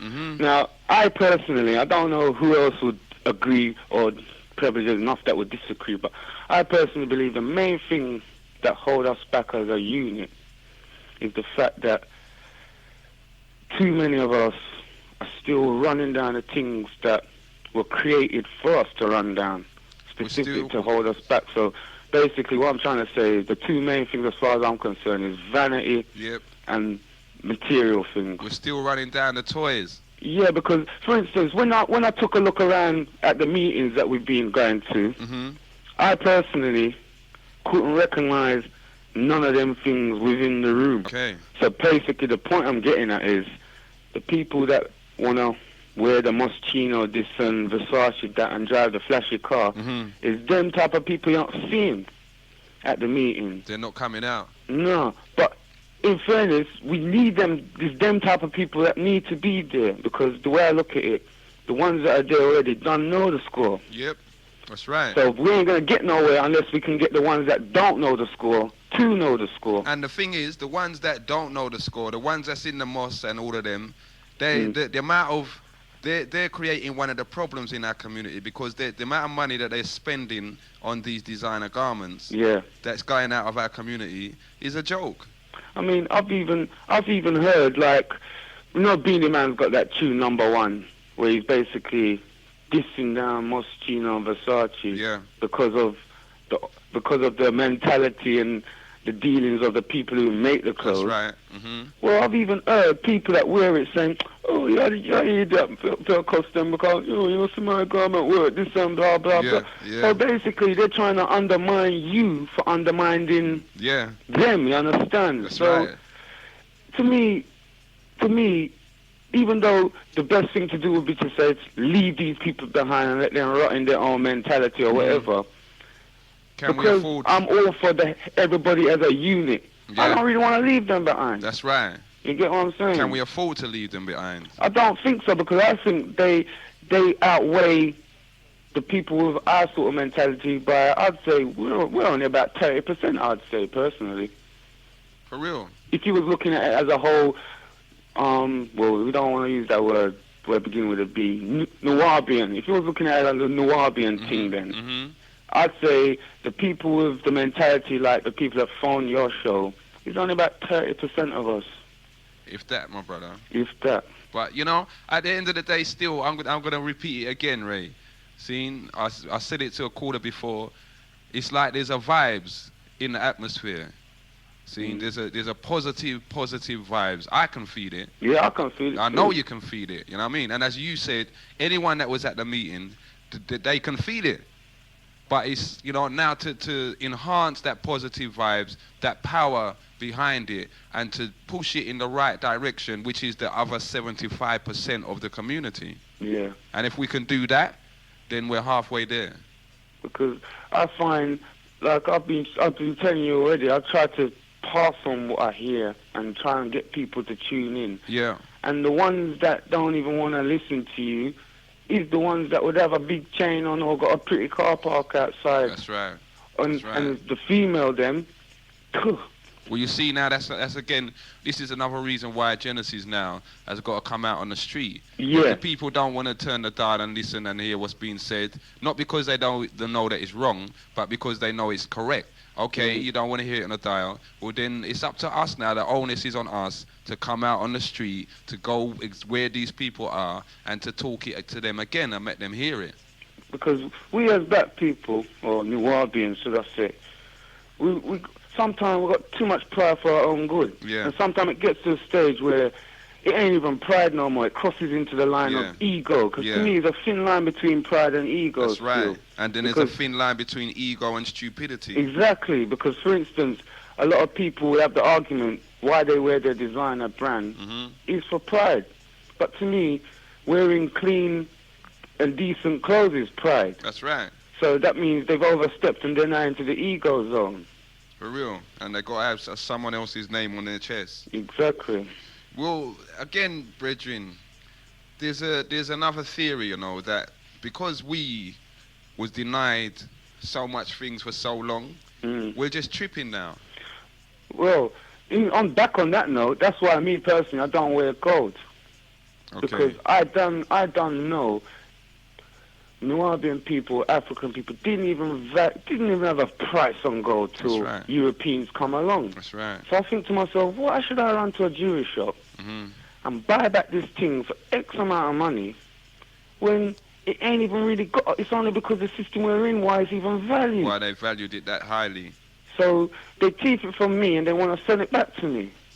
And at the same time, even now, as they're taking out more gold out of the ground in Africa, at that end of the scale, they devalue the gold. So gold is worth next to nothing. At this end of the scale, we got to pay through the nose if we want a piece of gold. So it's a tough battle because it's easy for people to say it should be a one system, but I mean, in theory, everything you might hear sounds good. Yeah. But that's why things are only theory, because people don't really see them working. That's why it stops as a theory and never progresses any further. Because me personally, I'm always full of a lot of ideas. But if it doesn't sound feasible, I ain't going to say it, because it's not worth just saying something that just sounds good. Because anybody can talk, you know what I mean? For real. And at the end of the day, it's been proved scientifically that the black or the African is very, very quick thinking. So ideas is going to be flowing through our head like rice on a plate at times, you know what I mean? When we really decide to think about it and say, right, what we're going to do, how can we do this, whatever. We can run through a million things and choose out one thing that we want to do. But it gets back to the same thing. Is it feasible? Is it going to be practical? Is it going to work? Even though it's, I've got it in my head, but can I implement it and make it be a success? Because, like, for instance, especially at the first meeting we went to, I noticed there was a lot of people that didn't really want to say nothing, and I was really one of them. But it wasn't because I never really had any ideas. I realised at the time, whatever idea I've got has to implement everybody that's in the room and not just me personally. That's right. So that's basically why I had to find out what everybody else wanted before I can even have an idea, you know what I'm saying? For real. But does it make it easier once you know what everyone else wants? Yeah, of course it does. Okay. Of course it does. Okay, well, this is what we're aiming for. But by the way, back to the meeting, I missed the reason why they aren't running today still. Well, personally, they had the symposium down there on Friday. Yeah. And I haven't had the chance to speak to Brother T down there, so rather than, take liberties with him, and just turn up, I said, all right, well, we've done 3 in a row. For everyone, all I would say is that we did have a meeting on Wednesday, If you all remember, Sunday we said, all right, we'd agree to meet on a Wednesday and finalize certain details. Some of us met on a Wednesday, we went through certain papers, and certain things was clarified, and we're going to be going ahead. So can we get any details on that? Because the reason I didn't come to that meeting, because I'm trying really not to get involved in the business side of things. Yeah. I'd rather be there, so... On the other side? Yeah, as like a helper or volunteer. Okay. Because plus I work in the evenings anyway. That was the main reason I never came. Man, that's safe, because first of all, I've got to say to everyone that's come out over the last 3 Sundays, between the hours of 4 and 6, brought out their children, come from far, to sit down and reason. Listen, one love, enough respect to all of you, one love, for real. And when we have the dinner, I want to see all of you there. Every single one of you, no matter what you're doing, take the day off work, whatever it is, but we're going to sit down and eat together. And remember, Commissioner, don't left me out of them dinner runnings, cause I'm here for help in whatever department, because I'm kind of bad boy in the kitchen anyway. So, for real? Yeah, man, I've got that down, Bridget. I've got that right. down. I'm going to fill up this line because it took me over an hour to get you. You take care, right, Ray? All right. And you should, what we're going to try and do is contact most of you and give you the minutes of the last meeting, all right? Okay. Take care. All right, man. One love. Peace. 0795 777 5477. That's the number to get you through. This is the People's Talk Show on Genesis Radio 91.6, the blackest radio station in the whole of London. Yes, caller, you're in tune to Genesis Radio. Yeah, greetings, Commissioner. One love, brother Dawid. Yeah, peace. Yeah, there's a number of issues that I wanted to sound, and my fellow brothers and sisters could hear it. Yeah, you know the crab in the bucket ferry, the crabs in the bucket ferry, when one crab is attempting to get out of the bucket, another crab is pulling that crab down and but in the way of... He's trying to get over him. Yeah. Say, if I can't get out... You ain't getting out. You can't get out. That's right. Yeah, that's what we are going through at this time. But we the African community. The motherland, the children from the motherland. Okay. Yeah. So, going back to the ferry, when the crabs are pulling each other down and stopping another from escaping this evil position we're in. Yes. Yeah, but I think what people don't really look upon is who placed us in the bucket. That is the true enemy. And you see, you heard from the brother about two calls ago that was talking about certain things. Do you recall that? Yeah. The brother. Yeah, I know which brother you're. I know which brother you're talking. The brother that was speaking about Africa and certain experience, and there's no God, and African people don't deal with love. That brother is a friend. It might seem Koblami is attempting to break down certain things, but in a way, it's the truth he's saying, and he loves his fellow brothers and sisters so much he's willing to open his mouth, but certain times he say he don't wish to speak about this and that. But I don't know your name, brother. I forget your name, but the message I'm gonna say to you: let your mouth open wide and let your talking come out of your mouth, the correct and right sound voice what's coming from out your mouth, because I was listening to the radio and some of the things it's been saying, it's been going through my mind. Yeah, I just wish to make a quick statement and then I will sign out. Got you? Yeah. You know, many of our people, the enslaved nation people, have taken up the concept of when referring to something being good, they say wicked, but hear me out anyhow.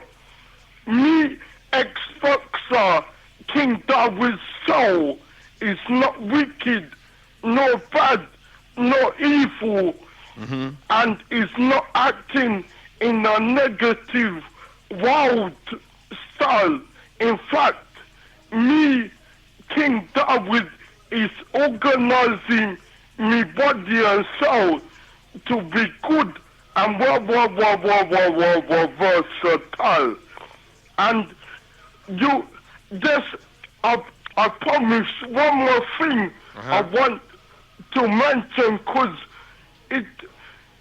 our people as such are not looking upon certain things, and in a way it might seem a bad thing to look upon them things, but if we don't look upon them when they come upon us, then we require a moan and groan.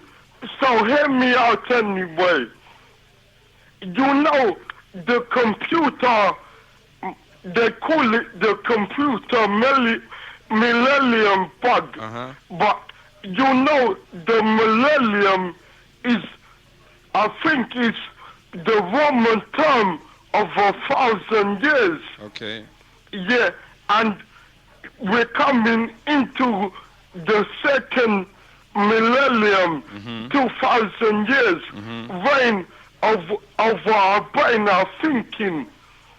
And really, the computer bug will be occurring before the millennium comes into play. Yeah. People have been fooled to think, we all been fooled of the year 2000, the year 2000, but certain things will be occurring from April. You see, but D, a lot of people, right, there's another theory. A lot of people believe, at the end of the day, right, people are caught up in this thing about millennium and the millennium bug. But it's all being created by the white man. It's the white man that's telling everyone that it's the white man that's telling everyone that it's the year 2000 and that this thing is going to happen and that But if we look at some of the African calendars, some of the, you know, our people. If we go by them. Yeah, it's a completely different time. The European thinking rules over the whole world. So I wonder if, for example, right, as you said, the same brother that just come from Ghana, just returned to London. I wonder if in Ghana, for example, there is such a concern and a worry about this millennium bug as there is here in Europe. Let's say the computers that are in control over there are very the old systems. So it's like, you know, the dynamo theory. When one dynamo is knocked down, all the systems will crumble. So then, what about somewhere? You hear me out. The reason why they're looking to crumble the system is to bring in a new system. What people, we as the enslaved people, because we're so used to the kind of European concept in clothes and electricity and, you know, hot water running in the bath and food from the shop, not hunting and getting food that way. If it collapses,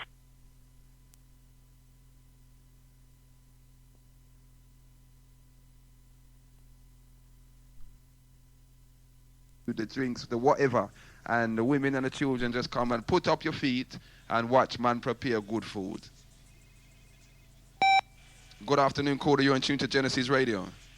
Hello? Yes, sis. I can't hear you through the phone at all. You have to turn up your radio, please. Okay, 1 minute. 0795 777 5477. That's the number, London, that's going to get you through People's Talk Show. Are you Hello? back, sis? Yeah. Okay. The gentleman that called earlier and said that he's got information that he can't reveal on the radio. Uh-huh. How are we going to be able to find out this information that he's got? Well, he's going to contact myself after the show, and we'll work something out. What, you'll reveal the information on the show, or you'll let the people know where they can go? Where they can go and get the information, or or maybe we may even have him on the radio. Come and, clandestinely tell us the information that we need to know. But, if that's not the case, then I'm sure he'll give us an address of his meeting place where we can go down there and sit down and reason with him. Open the door. Okay, sis? No, 1 moment. Yeah, another thing, I wanted to congratulate the lady that, I think she was about 3 ladies ago, who had some positive things to say about us and our community. Mm-hmm. A lot of what she said I totally agree with. Okay. Over this weekend, my family and I were watching Roots. Mm-hmm. We tried to get hold of it, and it came to within this family through some very special people. 1 moment. Hello. Hello, baby. Yeah. What are you saying? Papa. Who's this? That's Harlem. Okay. Okay. And what I wanted to say is that Roots came out when I was about 11, 12. Uh-huh. We watched it, and it really touched us. It gave us an understanding of who we are, where we came from, and that was my first reckoning of being black and from Africa. Okay. But watching Roots again, it's much, much clearer to me in the sense of... Sorry, 1 minute. Remember London, 0795 777 5477. Family Time, People's Talk Show, Genesis 91.6 FM. I tell you what, I'm going to call you back on this because my little one's crying. Okay, I'll call you back. All right, Thanks. You take your time.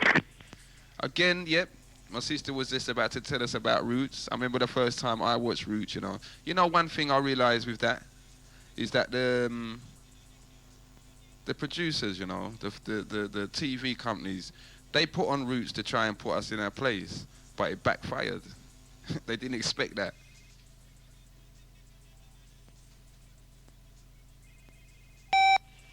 Good afternoon, caller. You're in tune to Genesis Radio. Hello? Yes, sis. Hi. I was going to make a point about the caller earlier that was talking about Ghana and how the rhythms that Rastafari takes from Ghana and everything. And he was denying that Ethiopian people are Africans. So I was really surprised because, after slavery, who can you look back to? To the people that sold you or to the crown of Ethiopia that was said that they are in place for a long time and have a king that gave, or even today, you're looking back to Africa, right? Mm-hmm. And there is no constitution, but really there is constitution. Okay. Because the Organization of African Unity was set up. Yes. At the same time as, United Nations was set up. That's right. So it's only history, But my sister, do you think that the... Hello? Hello. Yeah, I can't hear you there. Yeah, he's in the speaker. You have to turn up your radio a bit. Yeah. Come speak, No, you speak, come. You still there, sis? Yeah, we're here. Come. The question I was going to pose to you then is, all right, we do have the OAU, the Organization of African Unity, but do you find now that the OAU has got any kind of power? Because if you've heard what I said earlier on, there's 65 wars going on in the world today. 2/3 of them are in Africa. So how comes the OAU then, isn't... Right. You see, what the OAU was saying in one of the chapters is that Africans should overcome their petty regional differences in order for the good of all. Okay. So when you hear a Ghanaian person come in and disrespect Ethiopia, where this chapter was founded, and all, even Nkrumah, he took part in the the statesmanship that took to lay out these laws. That's right. That's right. There should be a mutual respect, you see, amongst different African people in order to achieve the greater good. As you said, Okay, so then, do you feel that one of the jobs of the OAU is to bring about that mutual respect between all of the? Oh yeah. Yeah. That's one of the founding basis of the treaty that was laid out. Yeah. So I mean, coming to today now. Okay. You see, come talk about Rastafari. Come. Here's Rastimo. Hello? Yeah, Bridget. Yeah, Rasta, Selassie, Rasta is always repatriated back to Africa. And you have Selassie on the throne. When in Jamaica in the 30s, we looked to Africa. Then when we looked to Africa, we see Selassie there. Marcus Garvey said that the king will be coming. And if you look back at history, God always talked to the black man in Africa. He never talked to the white man in Europe. He always talked to black men like Moses and all them great men before that. Well, again, supposing you're coming from we had a brother that phoned up and said, listen, this God thing, there's no such thing. The creator who created the stars and the sun, man. The creator that created the animals, the trees. There's seen as God, man. The creator, you know? I hear that, my brother. But again, there seems to be a lot of us now, a lot of the African race right now, is posing this whole question about this God thing. Is there any such thing as God, or you know what I mean? Because we are the suffering people. You see, the white man is not the suffering people, you know. We are the suffering people, and God look at the suffering people. You mentioned in the Bible so many times, we're the suffering people. So we have to get back to. We have to watch and pray. All these things happening around us. It's foretold in the Bible. So we have to watch and pray because we're the black descendants, you know what I mean? And God watch us. Okay. That's why we so. If you look at reggae artists, especially reggae artists, or they pray and pray and pray. Even if you talk about Ethiopia, because that's what the herd started from. The creator created the herd from.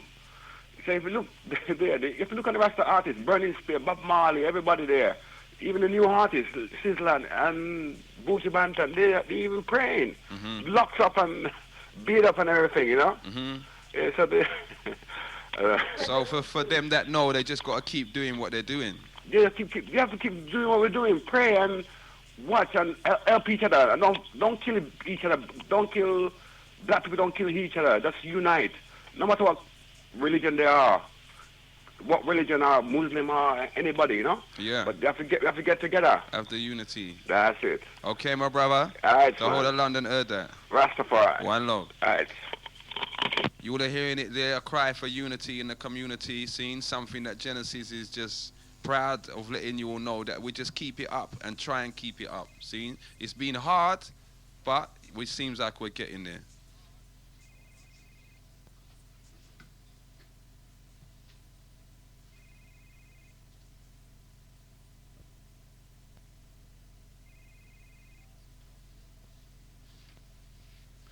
Good afternoon, Cordy. You're in tune to Genesis Radio.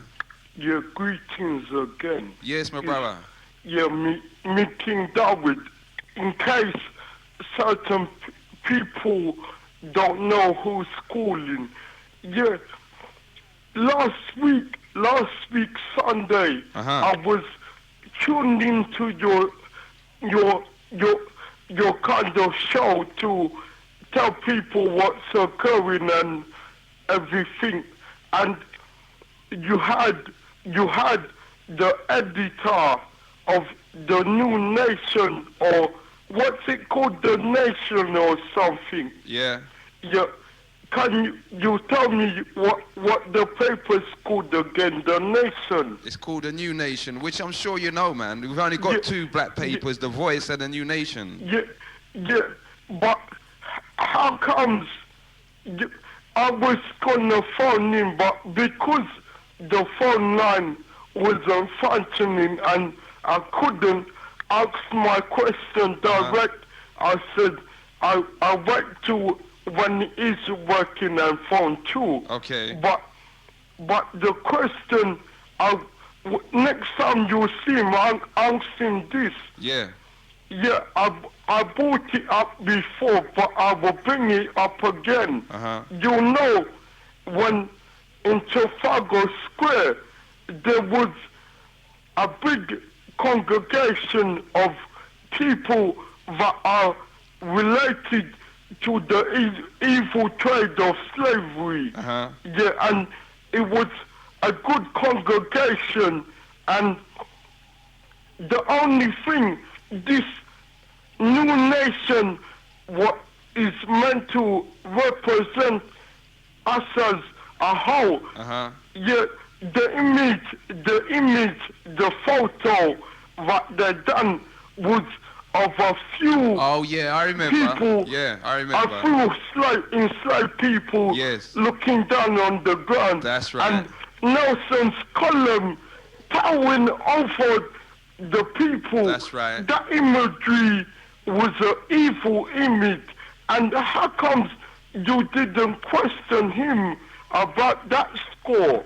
Well, you know what? To tell you the truth, D, that completely slipped my mind. You know. Certain things. Yeah, just true. You know, I was a bit off key because the live link wasn't working, and I really expected it to be on. You know what I mean? I copy that. Yeah, I just wish to know why that didn't.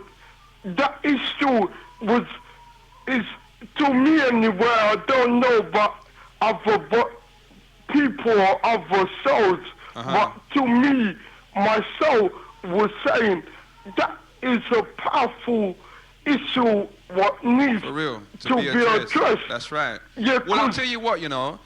He said that he'll come on again, you know, because he was disappointed as well that he didn't get a live link. What we're gonna do next time though, we'll have him on most probably in a weekday, not on the talk show, you know. Have him, but make sure there's some kind of advertisement. Yeah, but man. that fellow enslaved person, I don't know what his true interest is. Because the paper title is a new nation. Yes. Correct? That's and right. He's saying, but even though it's called the new nation, we still got to put advertisement and certain things what don't really concern the enslaved nation people them. In the paper. So I'm just wondering, is that title what they have on the paper fully deserves? That title, New Nation, is a powerful. Yet maybe people might say I think too hard, but still I say New Nation is a powerful name, and certain things or certain papers from what certain things they talk about and the images and photos they put in the paper, that title is not deserved. Yeah, and anyway, people might say that's negative, but out of every negative, a positive must come out. Can come. For real. So, by the end of the day, again, D, I'd say it, right? And I'll make sure that it is advertised. But we will have him on again, and it will be good for you to even put them questions to him and let's hear what he's got to say. Bujaka, that sounds extra nicer than ITV and all that crap. Okay. Yeah, my the brother. more superior God and protect you, Commissioner. Likewise, my brother. Yeah, peace. Bye. 0795 777 5477. You hear what Brother D's saying there? It's a pity that you didn't have the opportunity on the live link, you know, to speak to Michael Iboda when he came in here, and he spent an hour or so with us. talking about some of the issues surrounding the paper. But it will happen again, most probably on a weekday, not on a Sunday talk show, but we'll have him in again, and we'll advertise it way in advance so you will know and line up your questions. See?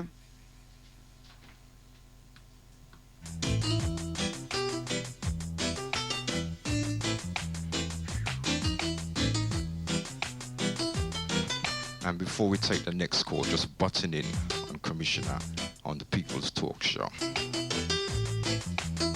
Just like to remind each of the listeners locked in right about now that this is the Sunday People's Talk Show.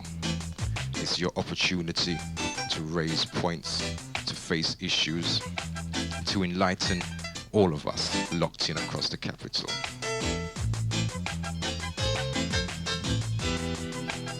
We'd like to hear some calls on a various different numerous topics. How do we identify racism? What can we do to eradicate it? Why are many male boys excluded from schools, our young youths?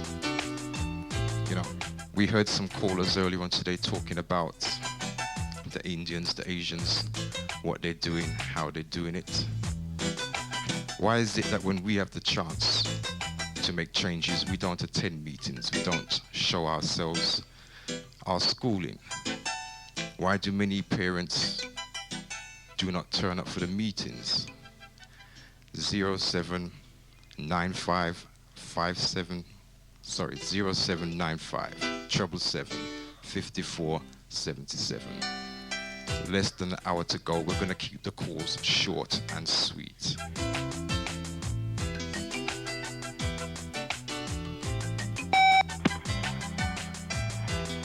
Good afternoon, caller.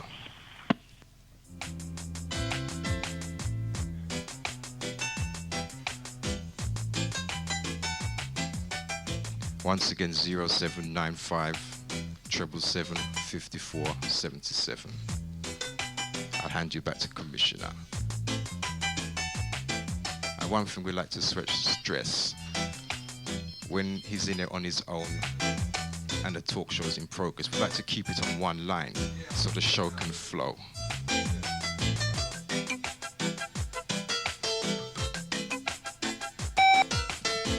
Good afternoon, caller. You're in tune to Genesis. Yeah, greetings to London, and keep up the good work with the show.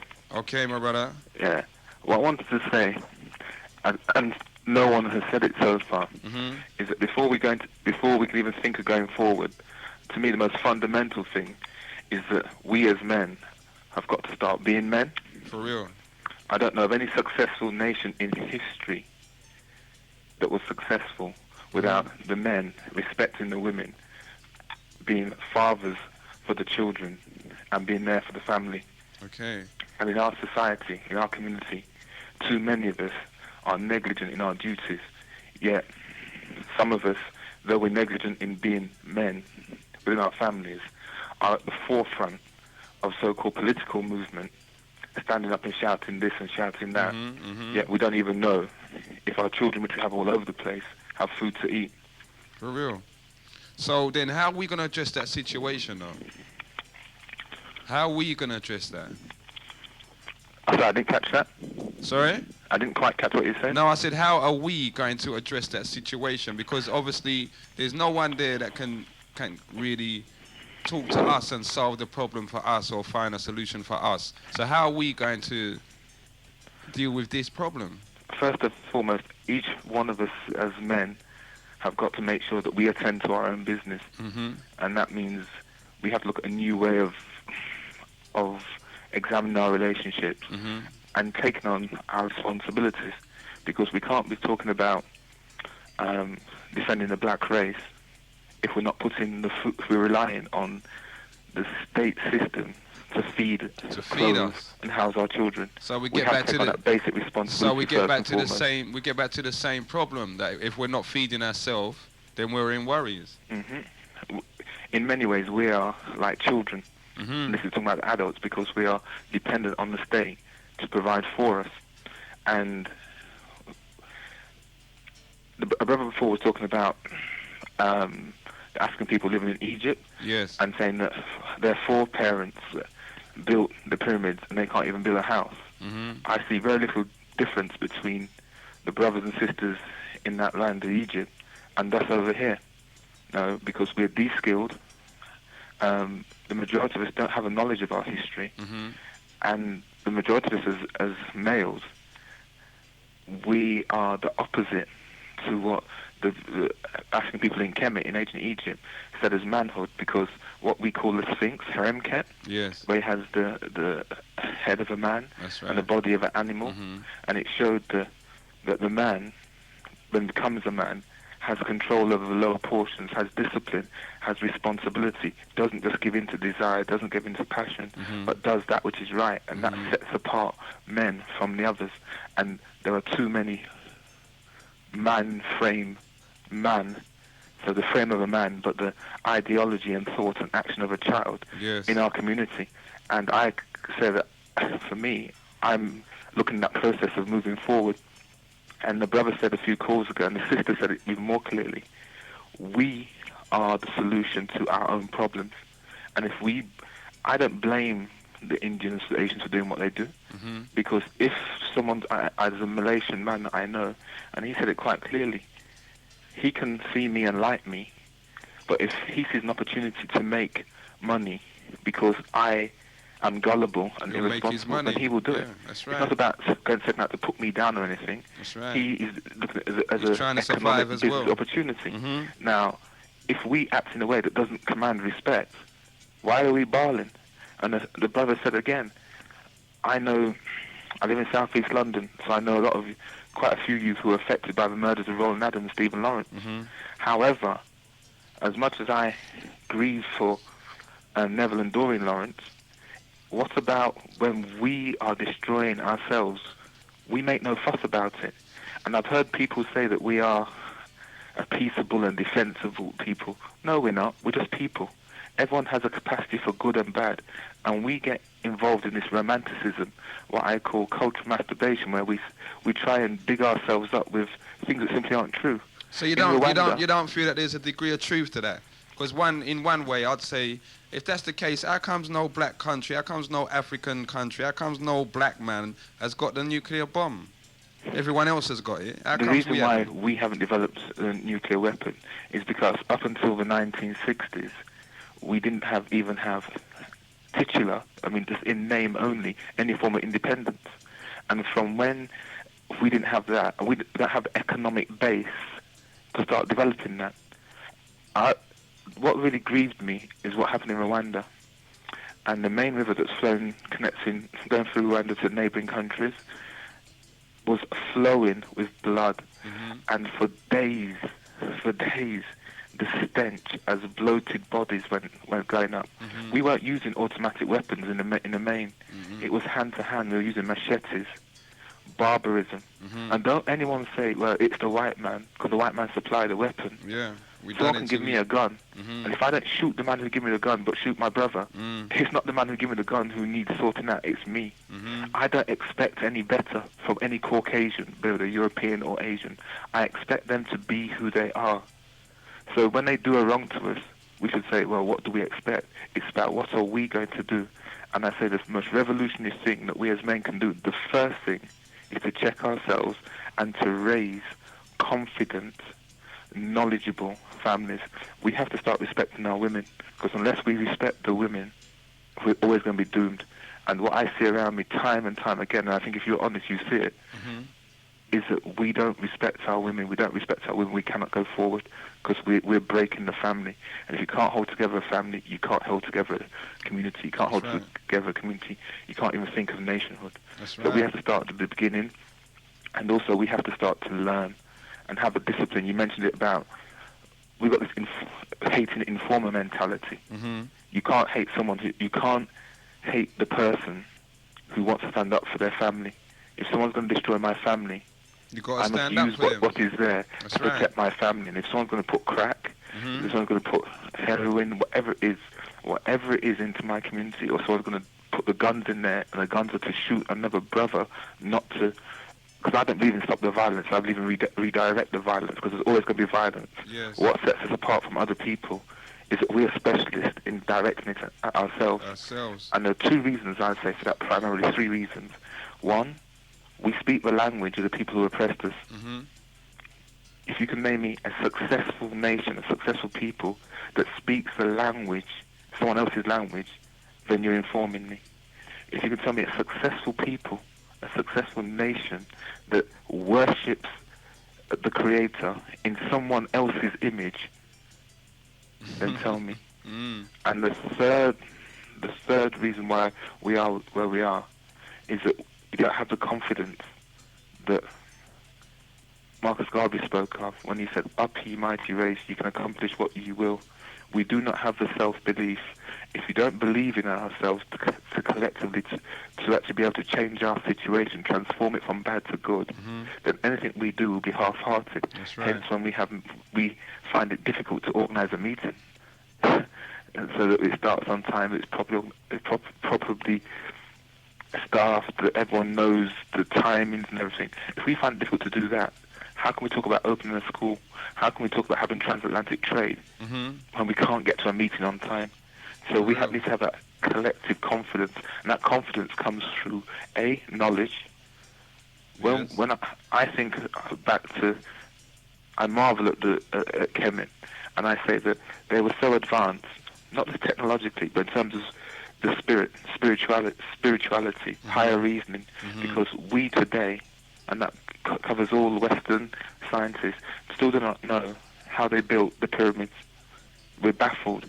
So it must have been, I try to think, how can we go from that type of superior thought and technology to reach so low to where we are now? And I believe, if you ever watch Planet of the Apes, there was a, Planet of the Apes has a supposition that there was almost like an Armageddon. Yeah. Like there was a complete destruction. Yeah. And to a people who could build a structure that, if you measure the height by its circumference, you get pi, Pythagoras theorem 3.142, which was supposedly invented by a Greek. Yep. If all the stonework what was in there has all more stone than every church and cathedral that's in this land, that if the smallest piece of rock that's in there weighs 2 tons, and there's no crane, no dynamite, no nothing, but they transported it up the river and put it in perfect place, in perfect precision, that marvels technicians today, how can we get from there to a state where, I don't know. I'll tell you something. I'll just throw this in for the sake of it. Depending on who you are and what your reasoning is, you could say that it's aliens that built that, not man. But Bridging, big up for the information. Yeah, but I say, look, we have to be serious with ourselves as men and start to say we have to take responsibility as men, and that starts with our relationships with our mothers, our wives, our partners, and our children. Unless we do that, any and everything else will fail. So again, we're not being who we were created to be. So again, you're echoing the same sentiments. It gets back to the men at the moment. The men have got to start coming correct. Every single man needs to study what we know as the Sphinx, which is Herenket. It teaches you how to be a man. When you have £10 in your pocket and you feel like a drink, but we need some money for electricity, buy the electricity. If you have money in your pocket, you want to go out, but the rent needs pay the rent. If you don't get on with the mother of your child, the child is still your responsibility. You should not rely on the state to raise your child. And unless we do that, until we say that I can't go forward without a woman, because I was created via a woman, and I need a woman there. So I have to put that as a priority, to respect her, to cherish her, to value her, and teach my son and teach my daughters what it is to love and to move forward. And until we get that, we're always going to be doomed. And it's time for black men to do what we said about the cookout, whatever it is. Yep. We need to do that. It's no longer a woman's job. What it is, whatever needs doing, needs to be doing by a partnership. And whoever's best suited to do something at a certain time does it. Until we get rid of that mentality where I'm a man, so I did blah, blah, blah, we're always going to be... We're not going to move forward. We've got to get past whatever that. It is. Again, you see that again, my brother, is like, that's a European mentality. You know what I mean? I'm a man and blah, blah, blah. We, as you're saying, we have to get past that. And that's the other thing. We say that this thing's a European and this is a African and a black. If we're doing it, We have to own it and get rid of it. It doesn't matter where the label comes from, because right now we're failing as a people. Right now we're dying in every single part of the world where we are. We're at the bottom. We're in the gutter. So I don't really care about the label.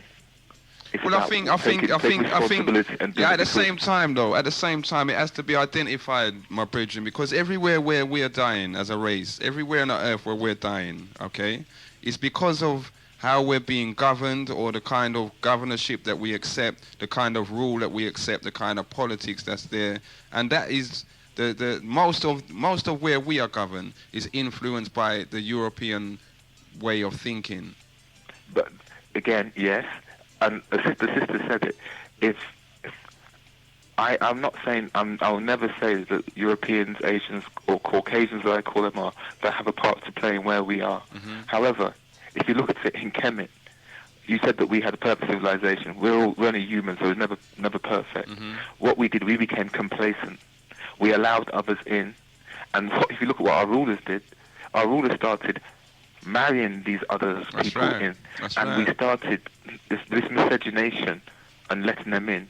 We got distracted. We started taking in some of their philosophies and opinions, and we allowed ourselves to get distracted whilst they learned from us and they went forward. That's right. Okay, so the responsibility wasn't the invaders or the people who came in. We welcomed them in. It wasn't theirs. It was ours for being complacent. Okay. Now, recognizing where we are, I have a certain amount of knowledge, so therefore I cannot point the finger at anyone else and say that person is responsible for my solution, for my going forward.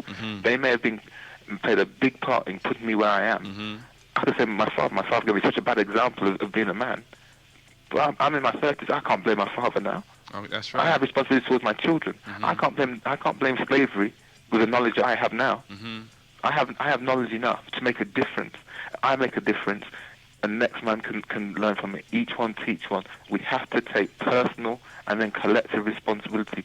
And I will not give no white man, no white woman, no Asian man, no Asian woman the slightest props by saying they are responsible for stopping me going forward, because that gives them power over me. I have the power of the Creator within me, available to me, if I open myself to it. And if I'm prepared to be disciplined and say that, because I look at it, we're slaves. We're slaves. From when I can't travel where I want without their say-so.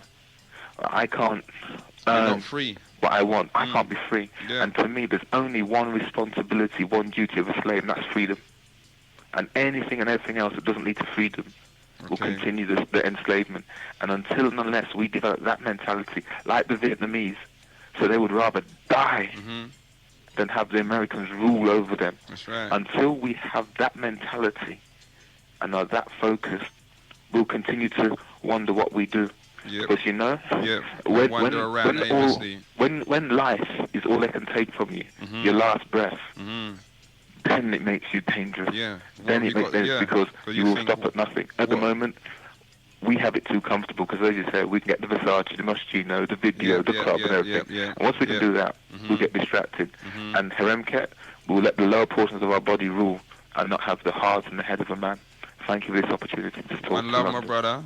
Respect. Take care. Thanks for talking to London.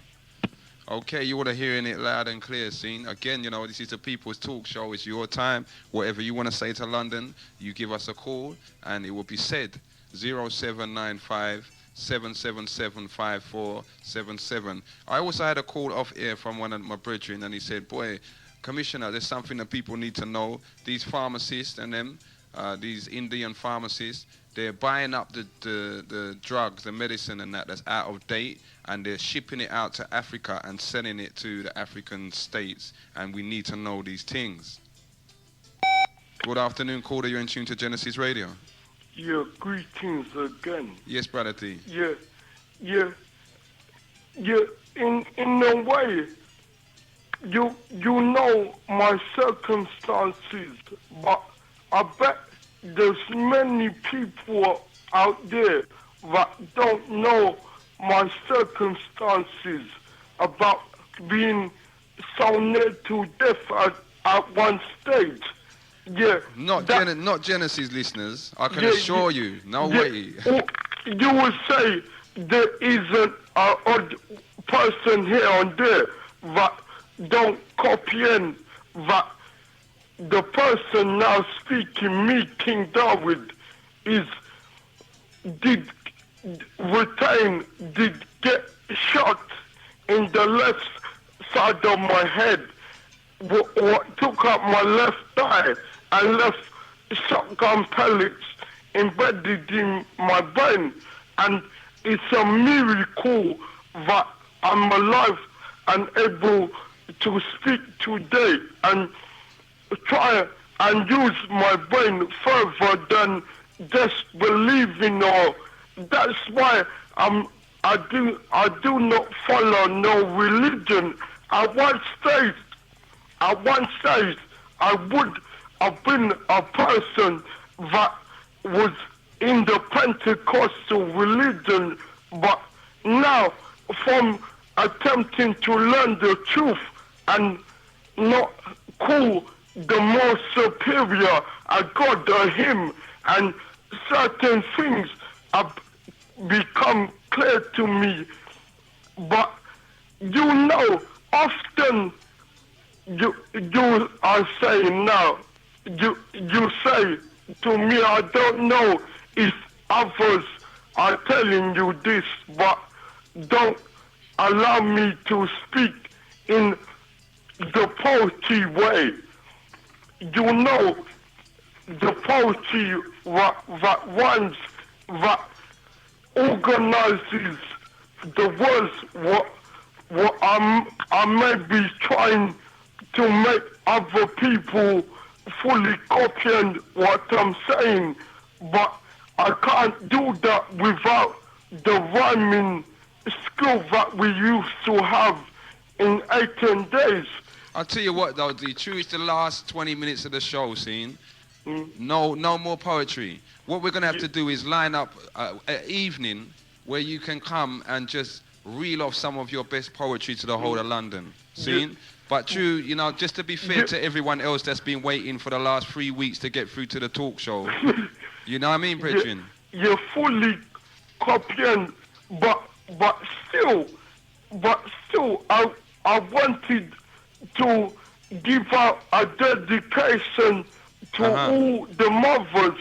So allow me one tiny bit of poetry, and that would make my brain feel better still and my soul alive still, because by quoting certain things, you're igniting the soul. Go deep. Yeah. It's a male-dominated, controlled world, but you wouldn't be here without your mother that equals a fertile female.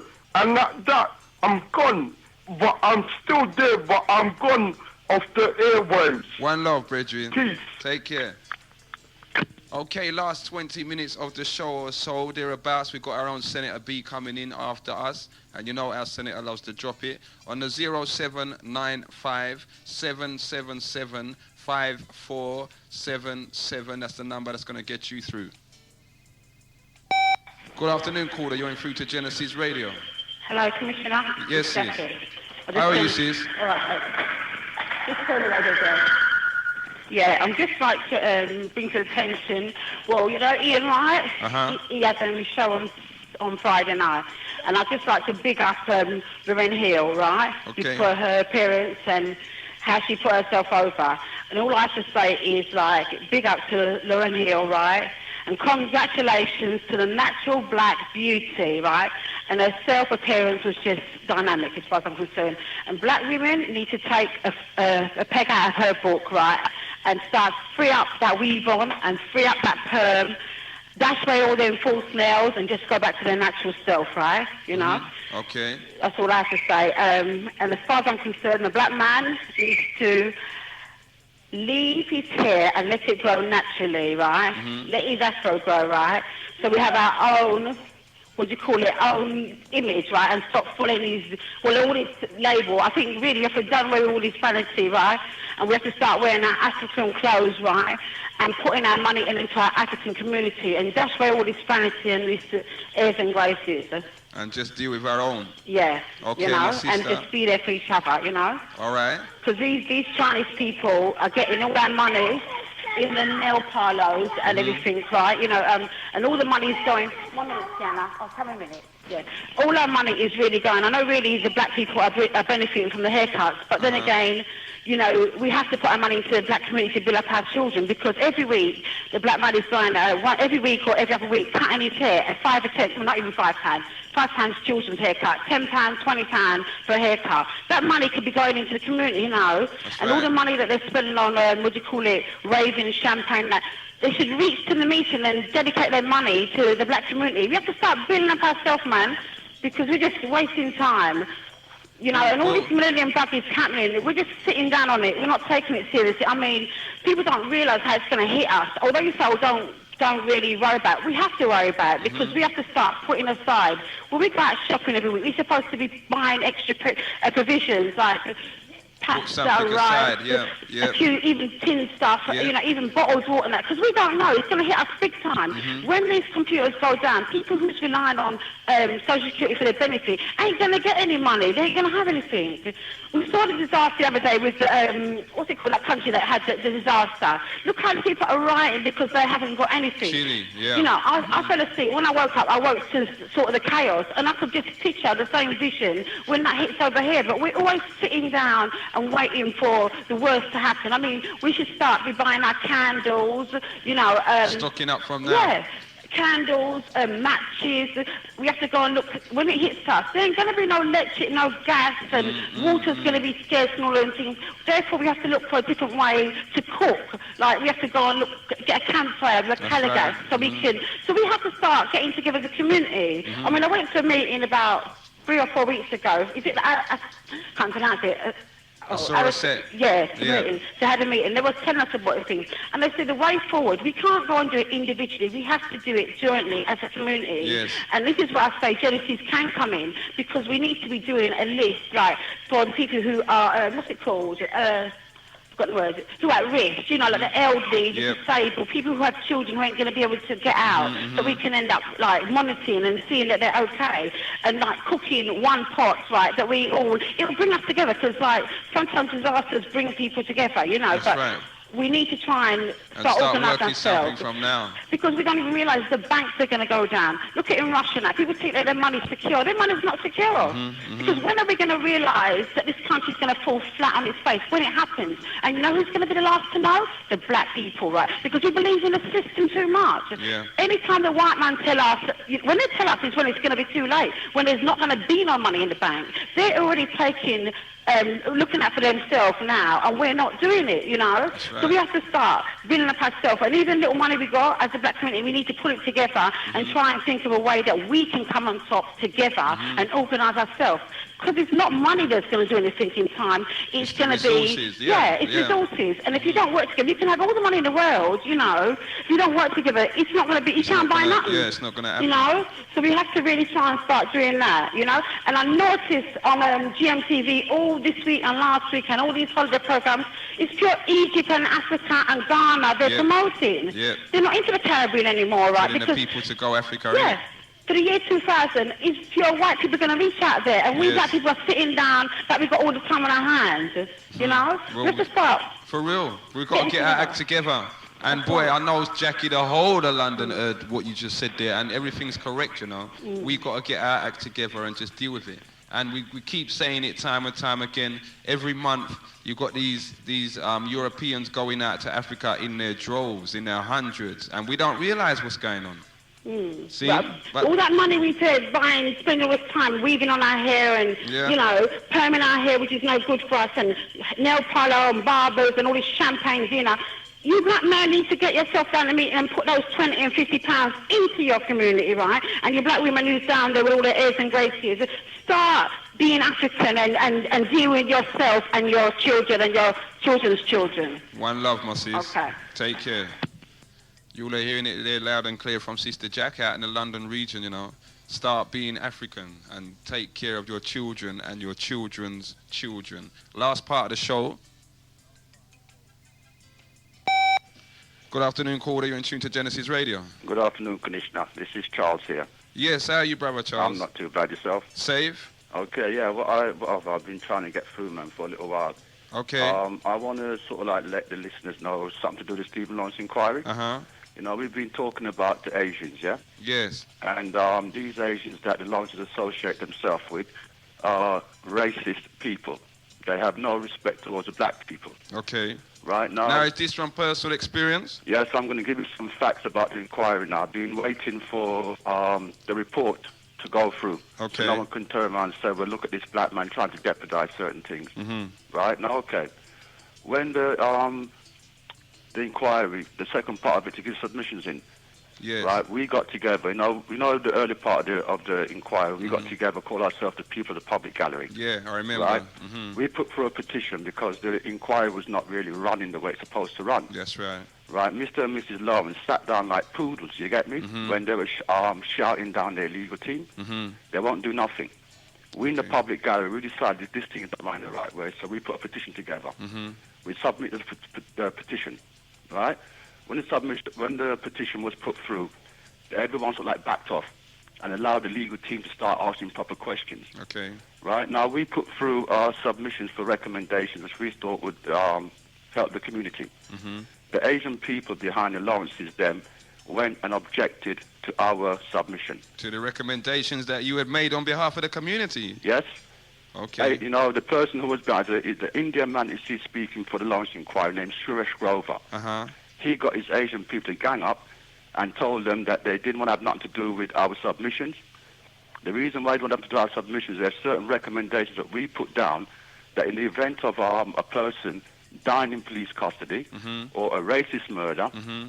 they should bring people from the same race as that person to help out. That's right. Right? Now, they did not like it because their whole agenda is that they want to control all this stuff.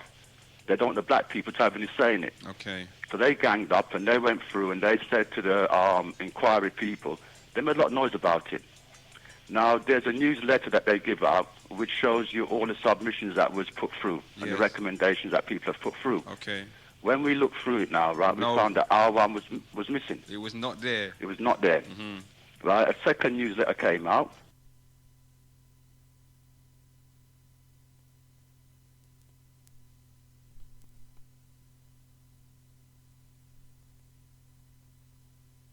Yes. And asked them how come they snubbed our submission. Right? They said that they had received several objections to it. Really? Yes. Right? We asked them, who does the objections come from? Mm-hmm. They said that they don't know. They can't remember the people who objected. Right? We pushed it even further. So in the end, right, I said to them, man, well, listen, since you can't remember the people who objected, I'm going to tell you who they are. Yes. Suresh Grover and all the Asian people that are around the Lawrences. Mm-hmm. Right? We went further and further, and they end up admitting it was them. Right? Mm-hmm. The recommendations that we put through, we know that it was passed on to McPherson. The police took the recommendations up and they started to implement a lot of the stuff before the report even come out. Okay. One of the recommendations was that if a person dies in police custody, all the police officers involved in the person's arrest, the duty sergeant, everyone should be suspended from duty. Yes. Right? Whilst the inquiry investigation is going on. Yes. Mm-hmm. Okay, the last person who died in police custody, all the police that was involved in that has been suspended. Okay. Another recommendation that we put through is that, we know in certain events, the police should be done for neglect of duty. Yes. Right? What they're going to charge Bullock on. Neglect of duty. Okay. Right? So there's certain things that was in the recommendation that police have seized on it. Like they're going to publish even though the recommendation wasn't published in the final paper. As you said, your recommendations were left out. It was left out. They turned around, they assured us, even though they didn't publish it, the reason why they didn't publish it was the noise that these Asian people were making up. Mm-hmm. And they can assure us that even though it wasn't published, it went through because they said our recommendation got priority. Okay. Because there's some very strong stuff in it. So that's a problem, man. How can we allow that to happen? I don't know. We've been, Jaky phoned up and had a go at them. Another person phoned up, had a go at them. I phoned up, had a go at them. And the point that I'm trying to make, we've got this Manson case now, right, where they're trying to find the murderers of their brother. Yes. Shuris Grove and his Asian people now are going to jump on that bandwagon. Yep. Right? These people don't know how these people stay. They don't have no respect for no black people. They're only going for their own political agenda. Yes. They want to go into politics. They're using the black community as a stepping stone. But they don't care about the black community. You know? In the inquiry, you know when the white boys are going to come down? Yeah. 3 weeks before the white boys came down, we asked them to put monitors downstairs. There was a big, like, dance hall that Tesco gave them for meetings, yeah? Okay. We said, can they get monitors put inside there so that when the people come down, because there's going to be a lot of people coming down on that day, they'll have somewhere to go and they can listen to what's going on upstairs. And that way you wouldn't have the crowd outside, so there's a less chance of any trouble happening, right? Yeah. Shuris Grover, like I said, was a Lawrence campaign man now, right? He just totally ignored us. When the problem happened with the Nation of Islam, they stopped the inquiry, and instantly they put the monitors downstairs. We went to them and said, we told you it was going, we told you it would have happened. They put the monitors downstairs. So now, their man there is actively fighting against us. They're fighting against us. They're not working for us. They're not working for us. So, you know, I tell you something, I'm annoyed. With the inquiry, after the white boys came, I did not go back. I was disgusted with the Lawrences. Totally disgusted. Throughout the inquiry, they sat down there like poodles. Yeah. When these people are attacking them and putting them down, not once did they object. Now, when the white boys came down that time and there was a commotion started out inside there, there's a son, but I won't call a person's name, right? They were objecting to certain things that these white boys' lawyers were asking for because they wanted them to clear the public gallery. Okay. They wanted all the black people out of there because they're saying that they're frightened for the safety of their clients. There was an objection coming from the crowd from a particular person whose name I won't call. They know who they are. Okay. You probably know who they are as well. Yeah. Right? Now, with this objection going on, Mrs. Lawrence, throughout the whole inquiry, never jumped up towards the police or the people who was knocking them down, but she had an attack on this person. Really? Yes. She got up and she told the person, keep quiet, keep quiet. When the person was trying to explain back to Mrs. Lawrence, right, look, you know, they're talking about rubbish. Mrs. Lawrence said, look, he's my son, right? Really? Yes. Right, Mr. Lawrence got up and he says, well, okay, look, if you can't sit down inside here and listen through this thing in a dignified way, which is a word that I hate that they keep using, right, you're going to have to ask the people to leave and go. Now, it's insulting to know that it's the black people who came down there and pushed the inquiry in the direction it's supposed to go. That's right. Right, not the Asian people. That's right. And the two of them turned around and attacked their own black people. Right? So, you know, like I'm saying, I hope if anything happens, I don't want anything to happen to any more people in the black community. If anything happens, and you get a person named Shuris Grove, the Southall monitoring team, come down to you and act like they're looking to work on your behalf, I hope the people run them. Yeah? Run them. Run them, because they don't have no interest at heart for no black people. They're trying to lock this thing up between themselves, lock, stock and barrel. So if anything happens, you have to always turn to them. You're going to see, by the time the next elections come around, you're going to probably see one of these Asian people running for MP. Yeah. Right, so they're using us as a platform for their own good, but they're not doing nothing for us. Okay, my brother. Boy, the whole of London heard that, and that it was some vital information, you know. Oh, there's a lot more, but I would leave it for now. There's a lot more behind this inquiry. The Lawrences there with two coconuts, man. They have no respect for their community. We go and support them, right? When there's lots to come down and support Joy Gardner's mother, just show their face. They never turn up. Twice there was asked, they never turn up. When there was asked to come down for the rally down to Trafalgar Square, Mr. Lawrence never turned up. So they're turning around and going on TV and talking about black people and saying black people should know the police force. The police force is racist, and them is the biggest racist going. They're trying to hold on their own people. Well, brother, one love for that call there. Okay, take it easy, care. Yeah? All right, then. Okay, you want to hear it loud and clear. This is live and direct, you know. People's Talk Show is your time. Whatever you want to say from out there in the community that affects us, you feel we need to know, then let us know. I've heard that sentiments from enough people, I'll tell you the truth, you know. There's many of our community out there that's well disappointed with the presentation of these two people here. Sad, but that's the case. Boy, what we saying, Mystry? Last 10 minutes of the show, no one's calling in. 0795 777 5477. Remember as well, London Town, the Black Scientists and Inventors calendar. January 1999 is on sale. You can get it in most good outlets. If not, contact Genesis, and you can get it from there. There's one that they got advertised in The Voice, you know, but it's some kind of joke calendar for 1999 showing, you know what I mean, Tiger Woods and Minano'u, and this one is the original, Black Scientists and Inventors, seen? So yeah, it's about time we support our own. Well, let's do it for our own, because I'm sure that whoever's doing that in The Voice, the money ain't coming back to us.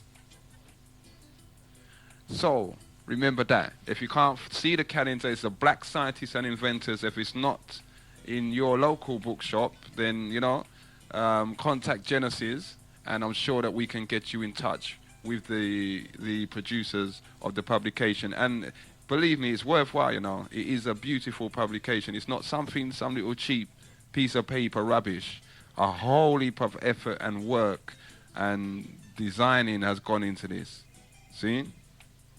Okay, we're going to take this call. Good afternoon, caller. You're in tune to Genesis Radio. Yeah, hello, Commissioner. Yes, my brother. It's Agnostic Man speaking. How are you? Yeah. Are you hearing me? Yeah, I can hear you loud and clear, my brother. What would you like to say to London? A lot of things have been said. Okay. And some things that I'd like to make some brief comments upon. Is that until we're able to find the truth in many things, we won't progress. Until but we're first of all, able what came to my mind is to say there's going to be a civil rights march. Yes. And you hear me? Yep, loud and clear. But I haven't heard much information about that, because what I wanted to do, I don't know what the enemies would be hearing me. It was to write to a lot of church, present a letter to them in the form of the way Martin Luther King would dictate it to them. Yes. And hope that more black people would come out and support this civil rights march. Okay, well, the march is on the 6th of February.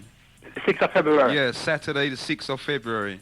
Yeah, that's good. And it's going to be, the assemble point is Brixton Town Hall at 12 o'clock noon, and we're going to be marching to New Scotland Yard and Downing Street.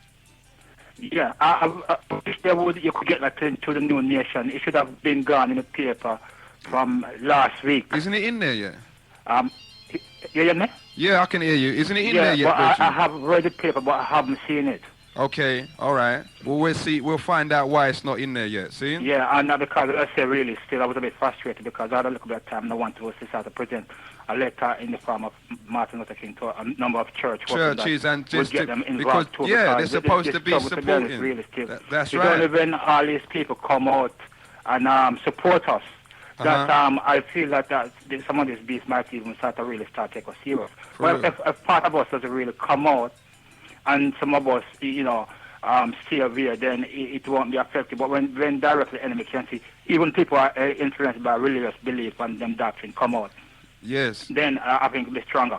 But concerning again, the situation directly that we face still is a matter of ideology and doctrine and philosophy. And the truth about it really still, unless directly we learn to compromise, we will understand directly that we are a people still who possess truth, but not complete truth. That's right. You hear me? Yes. You hear me? Yeah, I hear you loud and clear. You know, and what I'm trying to say, no race have the complete truth, but some race have got more truth than others. More truth than others. And this we must try to understand. Therefore, we should directly pick the best of truth. As I mentioned before, it's just relevant. We are influenced by Marxism. We're influenced by direct capitalist policy and philosophy and so on. And because we're influenced by religious philosophy and so on, probably what support capitalism policies and so on, some of us become more selfish, right? The part about life, there's an interdependence, right? Nobody alone in this earth directly have got the ability to survive alone. Nobody. So the argument that directly a black man, in a sense, you know, should be blamed because directly is unemployed and so on, and because he haven't tried, that is preposterous to think that way. A black man indeed, in a way, to blame if there is things directly he can control. But there is things that we can't control. You hear me? That's right. There's things that's out of our control. And because we cannot control, we have to depend on certain people. Yes. Right? And because directly, in that sense, directly, they have to be blamed. Because if we live in Britain and they have all the land and they have all the policy making and dominate the world and so on, and we can't overcome them and so on. It's like at the university. It affects and so my home. They That's might right. give you 100 schools of thought and so on. And if you don't understand the weakness in these schools of thought and the strength in these schools of thought. You might say, yes, this one is the best. The other it might be good, might be the best. Extension school might be the best one. Or directly empirical system is the best. You know, a few and all these things. But until you understand directly there's weaknesses, then they won't support one. You hear me? That's it. I hear that, brethren. You know? So therefore I'm trying to say those people who are subscribed to sort of one part in Africa, it's preposterous because it won't be. Because people are educated differently and people have got different values and priorities. But what we have in common as human beings, we in a sense have to eat and we have to survive. That's right. And war is an ugly and nasty thing. So let's just... But the greatest dilemma we face is how we can directly get our philosophy and doctrine to come together and to surveillance like human beings. Because for example speaking, a guy like Holy Thomas guy, Dr. Malika Zilla, is a man like I would like to meet and converse with him. Because him thinking he got all the truth, but he haven't got all the truth.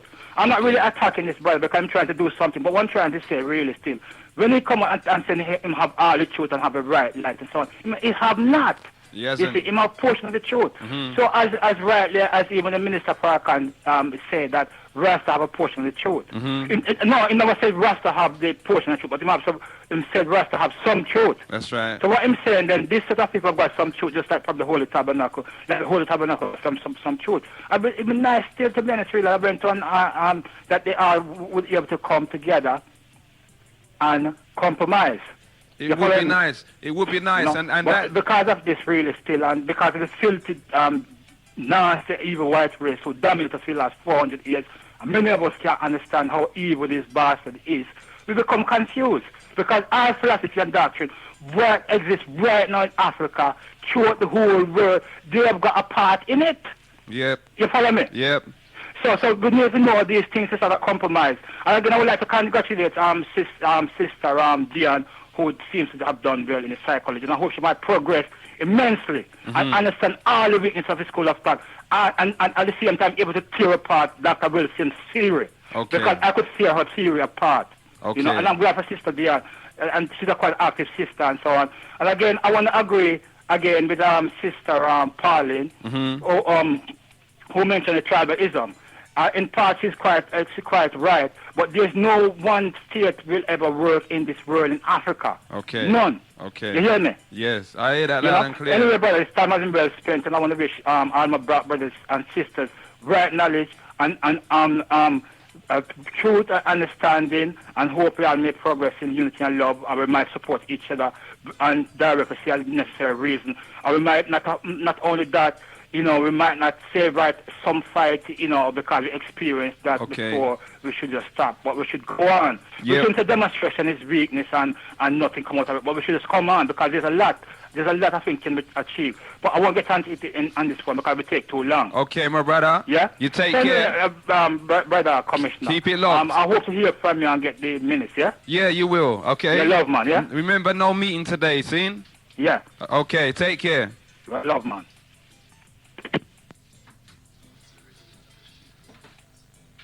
Okay, you all are hearing it loud and clear from the Genesis 91.6.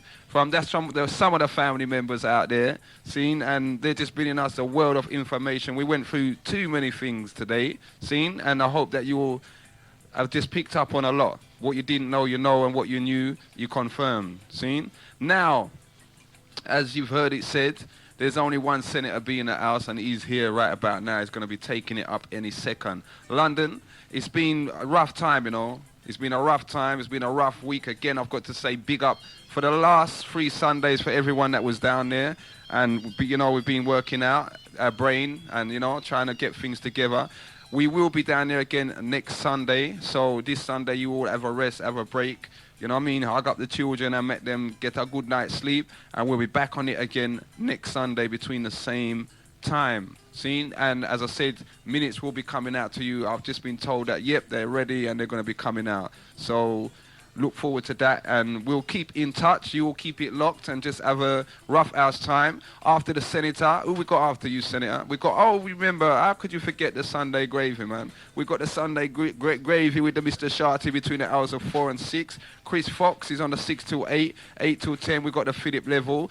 10 till 1, you got the OG Briggy. Between the hours of 1 and 3, RB, and then 3 till 6 is the GT Destiny bringing it up. See, so you all just have a rough one. Keep it locked. Remember, tomorrow morning we got our own Mystry Man in the house. Breakfast time, scrambled egg and beans and ting and ting and ting. See? So, him say cornmeal porridge and some hard dumplings. See?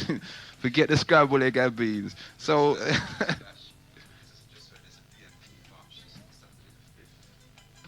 What? Saturday the 5th? Saturday's the 6th. We just got a news flash. Again, this is how the Genesis family keep it. We just got a news flash. Mystry Man's telling me that there's going to be a BNP march on Saturday, the same day as the Civil Rights March. Now, as soon as we get more information throughout the course of the day, I'm sure that the rest of the presenters will let you know as and when it comes. Seen? You'll keep it locked, and if you've got any more information on that, then you know what to do. Seen? One love, take care, and Commissioner's gone.